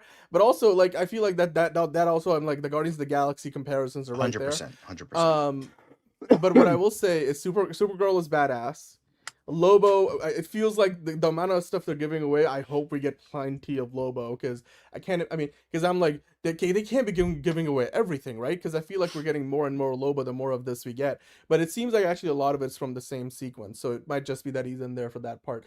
The other thing, John, I don't know if you caught this, but the whole thing about like the reason why the suit's colorful is so that they know we're the good guys, or they've kind of done two different versions of the line. It's like I saw there was one version where he just says it's because we're good. So I'm like, the suit. So okay, so it was this part. Suit. So we know that we're good, right. And he holds up the. Which hopefully we don't get demonetized for. So let's just, because I know we're gonna get through, because there's multiple. So what happened is, I'm gonna take a step back and explain the context for this if you guys don't know. Hi, Acres of Movies. My favorite scene is, there's so many to pick from, but like if I had to pick one, I couldn't tell you off the top of my head, but it's a great question. But so John, they released this is like a tease. These are all ad spots. They're not really teasers. They are teasers in a way, but they're not like, you know, a minute and a half teaser trailer. The Champions League, the NBA playoffs are the two big sporty things that are happening right now, and Warner Brothers to TNT Sports has rights to a lot of the international stuff, even though they don't have NBA rights in the US anymore. Especially the Champions League and stuff, UEFA and all that. So, no, I mean, Brian, some people will never be happy, but through these teasers that we've got all these ad spots, like, just want to ask you, John, because I wanted your take on it. Because here's the biggest takeaway that I have now, because this not only affects Supergirl, I feel like this affects the House of L and Kryptonian, like at least Superman related stuff across the board. This implies that not only did Superman give Kara the suit, and then Kara's not really the most fond of wearing the suit, apparently, because we don't see, she said it herself, Mia Alcock, that we're not going to see her in the suit as much as we think we will in the movie. I'm excited, man. I mean, Far Sandora, we are all excited about Supergirl. John, maybe less so than me, but like, we're all hoping that it turns out good. I hope it's okay, but you know, I just don't want it to end up like Tom King writing. Yeah, but the long-winded question that I'm trying to get to, John, is it seems like Superman gave her the suit that she's not very fond of wearing until she eventually gets over that in the movie. It's somehow, but also it could, to me, this kind of implies, given the aesthetic of Krypton that we have seen so far, including like what she arrives wearing, did Clark kind of come up with the Superman design, like the suit design on Earth? like making them color, because if he's saying they're colorful because it makes you feel like we're the good guys, that feels like a Right. Clark Kent thing, not a Kal-El thing, and especially knowing, how his parents are from the movie, or were. I'm wondering, so do you think that eventually when we do find out, like, or maybe even in this movie, that the suits are actually like a thing that Clark came up with? Because especially again, like his Yeah, character it was like, seems like that might be the case. because that's completely different from what we have seen in the past, right? Like it's Mm-hmm. because I feel like either it's never been addressed, or in Man of Steel, for example, in the DCEU, that was the Kryptonian like armor. That was what they wore. Like they were their undergarments. It was like what you wore around town or like all over the planet, or whatever. So it represented to your house. I mean, the symbol is there, but I feel like the colorful nature of it. Again, what do you think about? Because I thought that was like an underrated revelation. Because maybe I'm reading too much into it, but it feels like that's the way they're going. Yes, Steven, Well, actually, we're gonna get into that soon enough. Yeah. But yeah, I mean, I kind of like that. Like the idea of like, oh, he made this like maybe like a Kryptonian, like machine, but he made like kind of like what Spider-Man did in Spider-Man Far From Home, like creating his own suit essentially. But doing that, like I prefer the human origins of the suit rather than the Kryptonian origins of the suit, but that's just me. But if they go that way, I don't mind that. I think that's a decent, but it makes sense that like, oh, Ma didn't make his suit because like this doesn't look like something that a mother would sew together. It looks very, like the Superman robots could have done it. Like it could have been fab. Because like the Fortress of Solitude, as far as we know from Superman, the movie from last year. I want to call it Superman the movie, but that's like the Reeves one. But like Superman 2025, so far it seems like this Fortress of Solitude is a catch-all for like whatever kind of like crazy thing they need to come up with. Like the Fortress of Solitude can like come up with, including I can't tell, but like I feel like those Superman robots regenerated. So I'm like, how? Because like at the end of the movie, after like the engineer wiped out everybody that this hello Steven. So I'm like, maybe the Fortress of Solitude has some kind of Kryptonian 3D printer or something that like does this, and it's just Clark came up with the idea that we need to make, because that would again in canon explain why he wears the underwear on top, because whenever he runs into a Justice League or two, well, I guess Justice Gang already, because I'm thinking about it, I feel like none of the other heroes they've shown so far wear anything like that. Like the Justice Gang suit is very corporate. Supergirl's got a skirt on her suit, which makes sense. Not as awkward though as wearing your underwear on top of your clothes. But maybe when we see Batman, we'll see how that turns out. I mean, I bet you the way James Gunn's talked about it, there's probably not going to be trunks on top. But anyway, I thought that was something that a lot of people are not talking about. The idea that like because it comes up a lot in fan circles, like we're like the suit design, and it just seems like they might be explaining away the idea that Clark came up with these suits. And that was a very much, the human side of Clark Kent saying, we're going to make these suits colorful in canon, in the movie story, and in the universe. And then he obviously is the one who gave Kara her suit. So it's not so much a because I'm thinking like if they were now run into other Kryptonians down the line, other than the symbol, they won't really recognize the other stuff, right? Because like it's not going to feel as like, oh, you wear same stuff I wear, we for Krypton hug or fight or whatever. Like it's gonna be like there's gonna be a little bit of a difference there. So that's just I don't know. It doesn't seem like a big deal, but I just thought it was interesting detail. So yeah. Okay. Anyway, I mean, it's a nice again kind of building the world a little bit. So I definitely don't mind that. But I cleaned your boots. I get them for you. Like not see like that line will hit differently if it was like a Clark Kent like human influence suit. I mean, but that's not. I mean, this is I mean, we just saw it. This is just we see her seeing Superman for the first time in the suit. So that's definitely. I'm curious with how he found her. Like, how long was it? A year? Was it 2 years? Or did it? Well, clearly it was enough time because she's in Peacemaker season 2 in that flashback. So, I think depending on whenever that is, that's when she showed up, and he's like, "Hey, here's a suit. We need to go like do this." Yeah. Yep, Farsendor saying Fortress of Solitude in the comics can create things for sure. We have seen Superman create all sorts of things in laboratories in the Fortress. He's made shrink rays, armor, all sorts of tech. Yeah, no, I mean, I'm just saying. Well, James Gunn would definitely lean into that stuff because he goes by the comics. I mean, what's the technology behind the glasses that he wears? Hypno glasses. Hypno glasses. Or when somebody asked him how does Superman shave, and he literally is like, with a mirror and his heat vision, because otherwise no razor can cut his hair.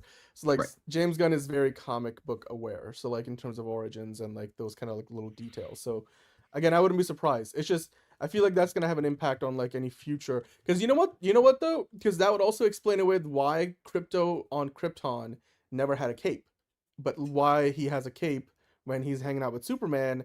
And then I mean, this was all kind of implied when he's with Supergirl on the alien planet. I'm just saying though, because it's like because it's implied, but it's also like when you look, because people look at it through the lens of what we have seen before, and so like generally speaking, that's not been the trend for a long time. So, or I don't know if any time in the big screen, history of Superman has that been the case. But anyway, Oh, Steven, yeah, but Toy Story and Minions are going to be huge competition with Supergirl at the box office. They'll make more money than Supergirl at the box office. Oh, 100%. That doesn't necessarily mean Supergirl won't succeed because it doesn't make as much money as Toy Story or Minions. It just, it's just when you look at the math, it's different. And also for DC, they need this movie to be a success with the audience, with like a positive, reception from critics. That matters more than the box office. Kind of like I've been saying about the Mandalorian and Grogu the same way. The costume was always designed by Ma Kent. You never know. Maybe she drew it out and then Superman took it to the fortress. Oh, Clark took it to the Fortress of Solitude. And wouldn't it be a crazy idea that actually the Kents know about the fortress and have been there? Like, can you like the visual of like seeing like Pa Kent walking around in the Fortress of Solitude is kind of like tickling my brain right now. I'm like, I would love to see that. And he's like touching things and he's like, don't touch that. And it's like, your Pa, he's like just a big old softy or whatever. Like, it's just, I love that dynamic. Like I was kind of like not like on board with the way they went with the casting initially, but Superman last year, God, like I love the Ma and Pa Kent in this continuity, which I know, John, you always wanted to see that. Like that vibe, which yes, can't wait to see more of. I was watching Superman the other day and just like it got to the scene where they're like got the phone on the table and she's like talking to Clark as he's walking into work, and it's just it's like a very relatable scene too, because I'm like, yes, that's exactly how, if his parents were from Kansas and they were farmers, like that's how it would play out. I mean, and James Gunn, of course, growing up in that kind of environment, can he obviously wrote that from awareness and experience and some really good inspiration growing up. So you know what, that is a good theory. I think that's going to be our running theory right now, that Ma Kent designed it somewhat, like the outlines, and then kind of Clark just was like Fortress of Solitude or Superman robots, and then they were like just like we'll make it more reinforced or whatever for actual fighting and blah blah blah. Martha, we aren't in Kansas anymore. That, that would be the perfect kind of James Gunn post-credit scene. The kind of post-credit scene that doesn't have any effect on the continuity of the cinematic universe. Like at the end of Man of Tomorrow, like the credits roll, and instead of like, gosh darn, I could be such a jerk sometimes, it would be just Ma and Pa Kent, babysitting the Superman robots at the Fortress of Solitude or something like that. That would be pretty epic. Like that I would love to see that James Gunn make that happen, please, if you're watching somewhere or listening somewhere, or somebody pass that idea along to James Gunn, please. We talked about that the other day. Supergirl worldwide gross, I feel like anything over 425 would be a good number, based on its budget and expectations. So let's not spend too much time on this. We have more to talk about, and we got some new looks mainly from that teaser, but we definitely got this like GIMP looking fucking creme of the Yellow Hills over here, bro, looking like the GIMP from Pulp Fiction. So some BDSM vibes too. That's just like, what the fuck. And then Supergirl kicking a dude in the face. So yeah, I mean, these pics are looking quite good. But we also got this reel of Krypto flying in space, because when in doubt, more Krypto. Hey, look, color, guys. Color. Space has color. If you look at it in other, infrared and other, things of light, spectrum, other wave lengths of light. That's what I was trying to get at. Yeah. Anyway. Yeah. Anyway. But then this is the Lobo popcorn bucket. We talked about it briefly, but you can't even put a small thing of popcorn. Okay, go it's ahead. like the smallest fucking thing. Unless it's like huge, unless it takes up like 3 seats, then like look at the size of the kernels. It doesn't. You could probably fit 10 kernels in there. That's about it. Like, honestly, this is more like collectible vibes than like actual like. Because you know what it is. Because the part that Lobo sits on is the cover. So like when you put that on, I'm like, there's really no capacity in there. But he does call it the Hog, right? That's the name, the Space Hog or something, whatever. Yeah, whatever the hell is. Yeah. Yeah, I like it though. I mean, it's a collectible. It's not really meant to hold any popcorn, unlike the Mandalorian. I mean, some designs make more sense to hold stuff. Yeah, I did, by the way, John. I asked them about the sword for Master of the Universe, and they were like, "We can't put that stuff out yet. Come back on Thursday." So I might go ahead and get you one because I went to the AMC because they were like, it's because I saw and online is sold out wherever I was looking. So, but anyway, sidebar. So. I will 100% buy that sword. Are you fucking kidding me?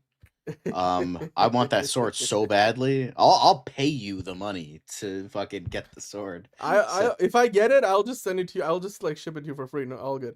But as far as the marketing budget for Supergirl, we don't really know.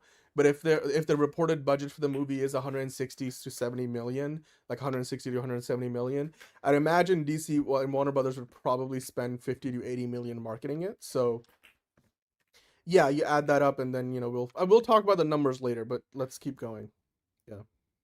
Yeah.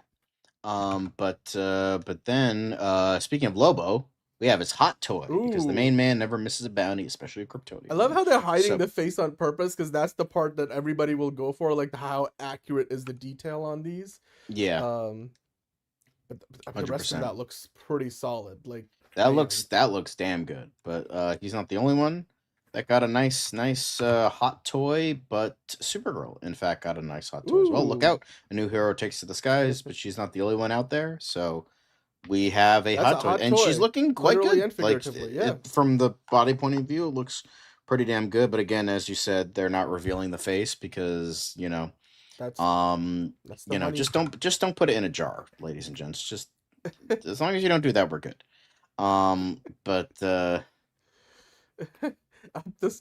Okay, Caleb. Thank you. I'm glad that you're saying the quiet things out loud.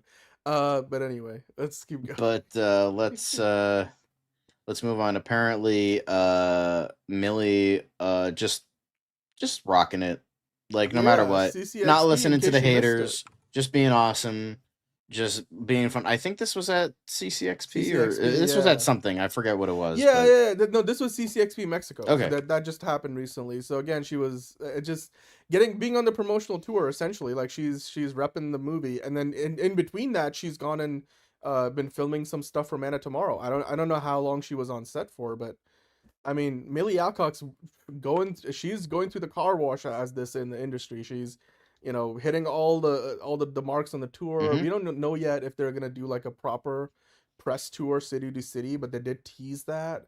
There's not been any other details announced since, so that might still be happening.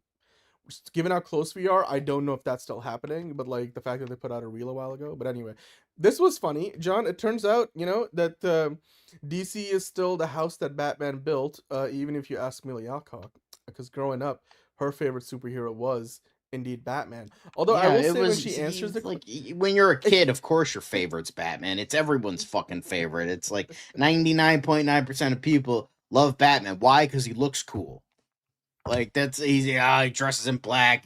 He's like deep gravelly voice. Yeah, of course people are gonna fucking like Batman. It's something about like fighting for the greater good and the goodness of people and loving humanity. You don't appreciate that until you're older. So no, when you're a kid, it's like it's Batman. He's got all this money. He fucks bitches every night. He dresses like a bat. And he fucking punches people in the face despite having no powers. Like, No,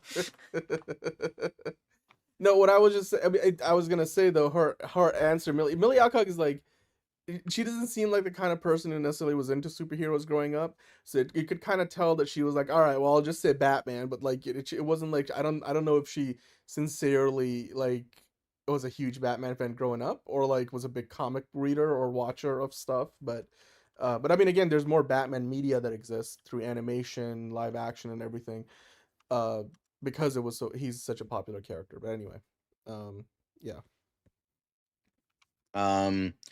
But yeah, and obviously we touched upon the billboards, but of course, Supergirl has a Barbie now. Isn't that nice? I'm pretty sure she's gotten a Barbie in the past, but isn't this nice? Doesn't this make sense? Yeah. That, Supergirl has her own very own Barbie. All but I where's need now Ken? is a Lobo Ken doll, like, because Lobo is Knuff. So, Very yeah. nice. Nice. It looks great. Again, just don't put her in jars, ladies and gents. That's all we ask. But yeah, looking good. If you got a daughter or even a son who wants a Supergirl Barbie, then there you go. There's But nothing wrong it was son interesting wanting how a we Barbie. were talking about the budget and all that stuff, because we are gonna that's gonna be our last story. But yeah, we do get a few more images of, this is the TV spot we've been kind of talking about, is in addition to the Chinese TV spot. We also have this poster. There's a display. Here, let me click on this. But this looks quite good. Nice. I like it's it. a little blurry, but I like this a lot. This is actually like really it. good. Also, the whole red sun thing, unless I don't know if that's meant to be a red sun or just the Earth I think sun it's or just a whatever the red case planet. is. Yeah. But yeah, you could tell again culturally, like how like all these marketing materials are designed specifically to appeal to the audiences in the particular geography that they're aimed for, and that obviously varies a lot. And then they actually had a version of the trailer that Craig Gillespie introduced for the Chinese audience, because like especially for the Chinese market is huge, obviously, but to market to a Chinese audience, it's got to be a very different approach. And John, we talked about like how Superman really like shit the bed, honestly, in China last year. Like what did make, like 18 million, something like that total. Yeah, and that's that what was they like say. whatever the case is, but like again, it wasn't anything like significant by China standards. And you got to imagine, like, if China had added another 50 to 100 million, like that would have significantly affected Superman's box office in a good way. So I can imagine that DC's looking at this, because like Spider-Man just got a China release. They do really, some of the Marvel movies still do really well there. The Avengers movie will do really good there. So DC wants, their movies to do great in China, because it is a big market. So like, regardless of how you feel about the Chinese market and how they go about running their, theater industry and whatever, obviously from a marketing standpoint, they're putting in the effort here. So it's good to see. I'm like, I hope that Supergirl is a big hit in China too, much like everywhere else. So yeah. Mm-hmm. But yeah, as I mentioned, we do have one more thing, and that's, talking about the box office. We'll try to talk about it a bit, but not like too much time. But apparently, according to, Box Office Theory, Supergirl's U.S. box office debut may be as low as Marvel Studios' biggest flop, The Marvels.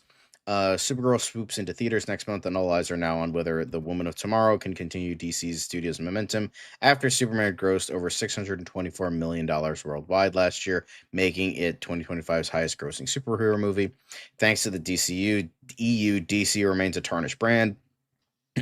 And James Gunn and Peter Safran knew from the start that changing the perception would be a tough challenge. Supergirl is part of the Superman saga, but with Millie Alcock reprising her Superman role in the solo outing ahead of this supporting turn in next summer's Man of Tomorrow. With a little over a month to go, it's hard to deny that Warner Brothers has failed to build the same must-see event vibe it created for Superman last July. Supergirl also arrives at a bad time, landing in theaters a week after Toy Story 5, 5 days before Minions and Monsters, and 2 weeks before the live-action Moana remake. According to Box Office Theory, current projections suggest Supergirl will open between 47 and 65 million in North America. If it comes in on the lower end, then that's the same as the Marvels in 2023. Despite positive reviews, it finished its run at 206.1 million. On the higher end, it's closer to Captain America, the First Avenger, and Thor, which is actually pretty good because also those started the universe, so that would make sense, which grossed 370 million and 449 million respectively. Supergirl could be a modest success for DC Studios or one of the summer's biggest flops. It's far too soon to say, though we'll have a more specific tracking soon, as tickets are expected to go on sale next week. So yeah, but it's obviously we're not. And by the way, yes, that's when this one said that it says tickets for DC Supergirl are expected to go on sale later today.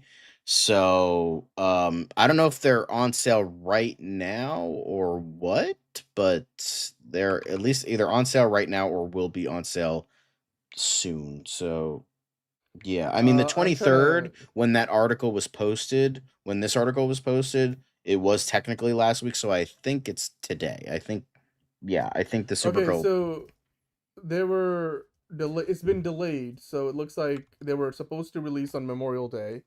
Then it was supposed to be today, and now it looks like it's going to be June 3rd. That's not a good sign. I don't know if that's... I mean, it's not a good sign in the sense of, like, why are you delaying their ticket sales? Like, it doesn't make sense to me, because unless there's something with the release date, but whatever the case might be, I don't see, like, why they would... It's rare to see a movie move release dates this late in the game. So it's kind of hard to tell why they would change that, but yeah, so as of right now, our best number is June 3rd, so a week from now, essentially. That would be next Tuesday. So yeah, there's that. But yeah, I was just gonna say real quick, I know you guys in the chat were like, I never buy tickets early either, because usually I don't have to worry about like super packed theaters or anything like that. Yeah, but I was gonna say, like, Pacerland wanted to give his Supergirl box office projection. I know Tony gave his 450 million max. I thought we did this before. Don't we have a number, like a list with everybody's box office predictions? But yeah, I mean, if you guys have any, just drop them in the chat.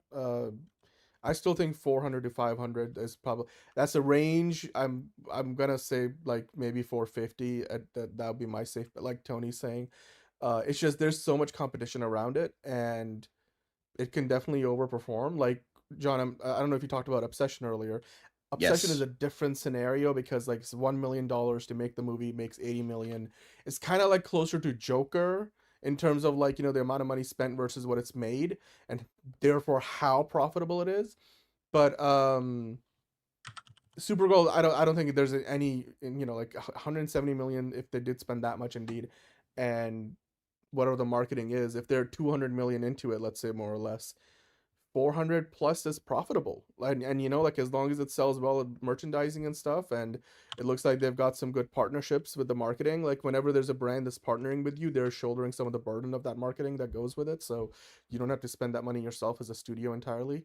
DC said that the only reason is June 3rd is because of Toy Story, says Conquest. Okay, all right, makes sense. Makes sense. We did for not Supergirl that I know of. Okay. Yeah, well, did we not do I thought we did Supergirl box office predictions. It's been a while. Yeah, no, we did do it. Okay.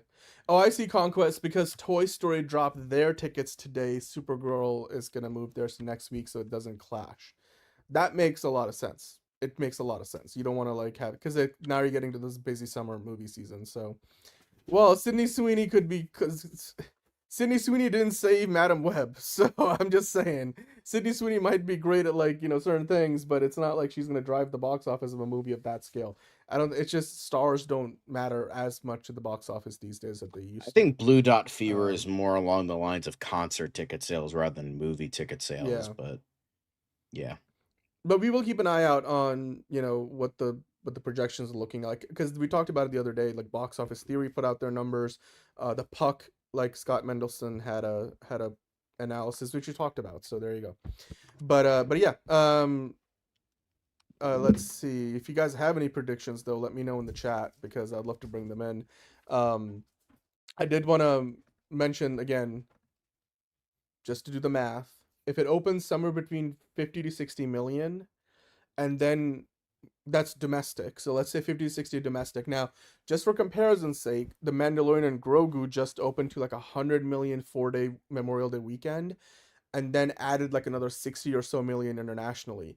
Now, I would say The Mandalorian and Grogu is similar to Supergirl in the sense that it's not going to be like doubling its domestic number abroad like Michael did or The Devil Wears Prada 2 did, because even, it's just Superman adjacent movies.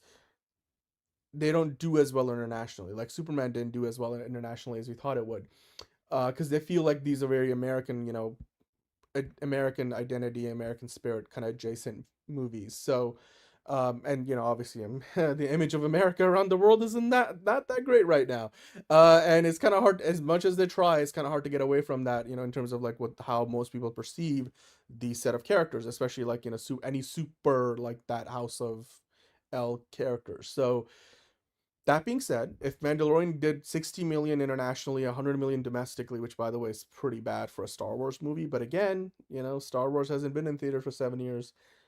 Although in the past that wasn't a problem, it just anyway. For Supergirl, I would say if it makes around, let's say it makes 60 million opening weekend.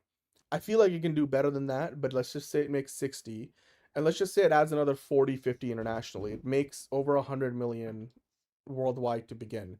Then, you add on top of that whatever multiplier it has. Let's say it has a 2 to 3 times multiplier. It has some legs on it, but at the box office, it can get to 400 million. And 400 million would be technically profitable if there are like only 200 million into it with marketing and budget included. Monique's saying 300 million. I mean, 300 million. I feel like 300 million would be really like, walking the line of profitability, but that's your prediction, so we'll make a note of that. Maybe for big tentpoles, we can say Monday to Wednesday, make predictions before Thursday when a lot open. Yeah, well, Mandalorian numbers went up actually, because they were looking at like 80 million opening and it ended up making 100. So, or like if those like 4-day numbers, we're looking at 90 maybe. So we've seen a lot of movies make more money than what's been predicted this year, like including Michael, Devil Wears Prada 2. So it's possible that Supergirl's predictions will rise as things go on. Also, depending on how good Toy Story 5 might be, or how much Minions kind of dominates the box office. Those movies will have an effect, because these movies are competing for similar audiences, not entirely the same, but similar audiences. So there will be a lot of overlap there. Farsender's not going to give us a prediction. He usually doesn't do that. They expect a good superhero movie, not a great movie, but if it's just fun, I'll be happy with it. That's the other thing. I feel like Supergirl so far is still kind of giving me the vibes of, I'm going to go have fun with the movie. It's not going to be like, oh my God, that was the movie of the year, or that was the movie of the summer. Like, how I reacted to F1 last year. And that's kind of like what Mandalorian and Grogu felt like too. So it's not going to be a movie that's going to like be the zeitgeist movie of the moment. But it's hopefully going to be a good movie, and then just continues the momentum for DC, because the last thing you need is a movie that, stops that momentum because it's so bad that people are talking about how bad it is. And while that's not, as good as like, oh my God, this is the best thing I've seen in months or whatever, it's just, just don't shit the bed, and it doesn't look like that will be the case. Like Supergirl, the trailers have gone better and better. So, and yeah, I mean, there will be more merchandise out there as the movie comes out. But like we were talking about it last year, there was a lot more partnerships, promotional stuff that they did for Superman, and it goes to show you they obviously, Superman is a more well-known character. So you're talking about like Superman had to rehabilitate the brand, DC's, the DC brand's value at the box office, and the character of Superman, and there was a lot of weight on Superman's shoulder. Supergirl is a far less known character than Superman. So, just do the math on that, and it's yeah. There's a lot of ground to make up. I feel like, John, to kind of like wrap up what I'm trying to say here is Supergirl, if it hits 400 million plus, I think as long as it's profitable at the box office, even if it's barely profitable, like that's like Black Adam territory, but they spent more money making Black Adam and marketing it. So if Supergirl can be even slightly profitable, I think DC will take that as a win, because like what is there to compare to? Like the last Supergirl movie made a fraction of that amount of money, and most people don't remember that it even exists. So it's like the bar is pretty low, and I feel like walking out of the movie, people will be like, can't wait to see more Lobo, can't wait to see how Supergirl shows up in Man of Tomorrow, like, and then we're moving on to Clayface, we're moving on to Lanterns will be out just weeks after Supergirl, and then you've got Clayface coming out. So I feel like the way things are scheduled, we'll be able to turn the page on DC pretty quickly. I know some of you remember the Helen Slater Supergirl, but most people don't. Like, it's just, even a lot of people that know about the Christopher Reeve Superman movies don't remember the Helen Slater. Like, I bet you a lot of people, when they saw the Flash cameo of Helen Slater's Supergirl, they were like, what? Why is there a Supergirl here? Because, like, a lot of people don't remember that movie exists. But anyway, I digress. So as long as, this Supergirl makes a good impact, it makes 400 million, I think that's a good number. And then just good reviews, which we'll be talking about hopefully in a couple of weeks' time. So, yeah. Most definitely. I digress. But that's it for today, Probably guys. That's it for DCU Daily. Now we move on to Tier List Tuesday. So we're going to get that started. Give us maybe a couple minutes.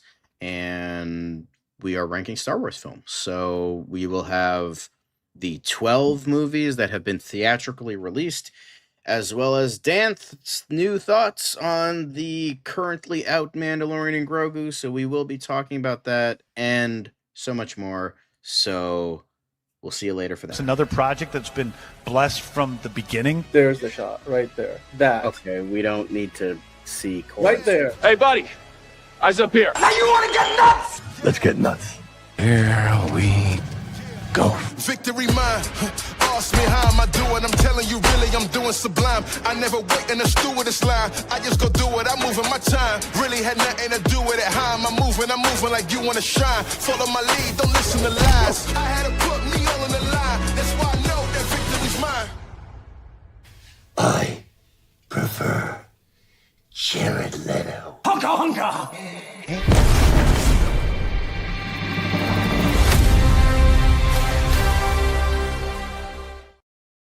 And remember, fuck David Ellison, Tom King, and Jeff Snyder.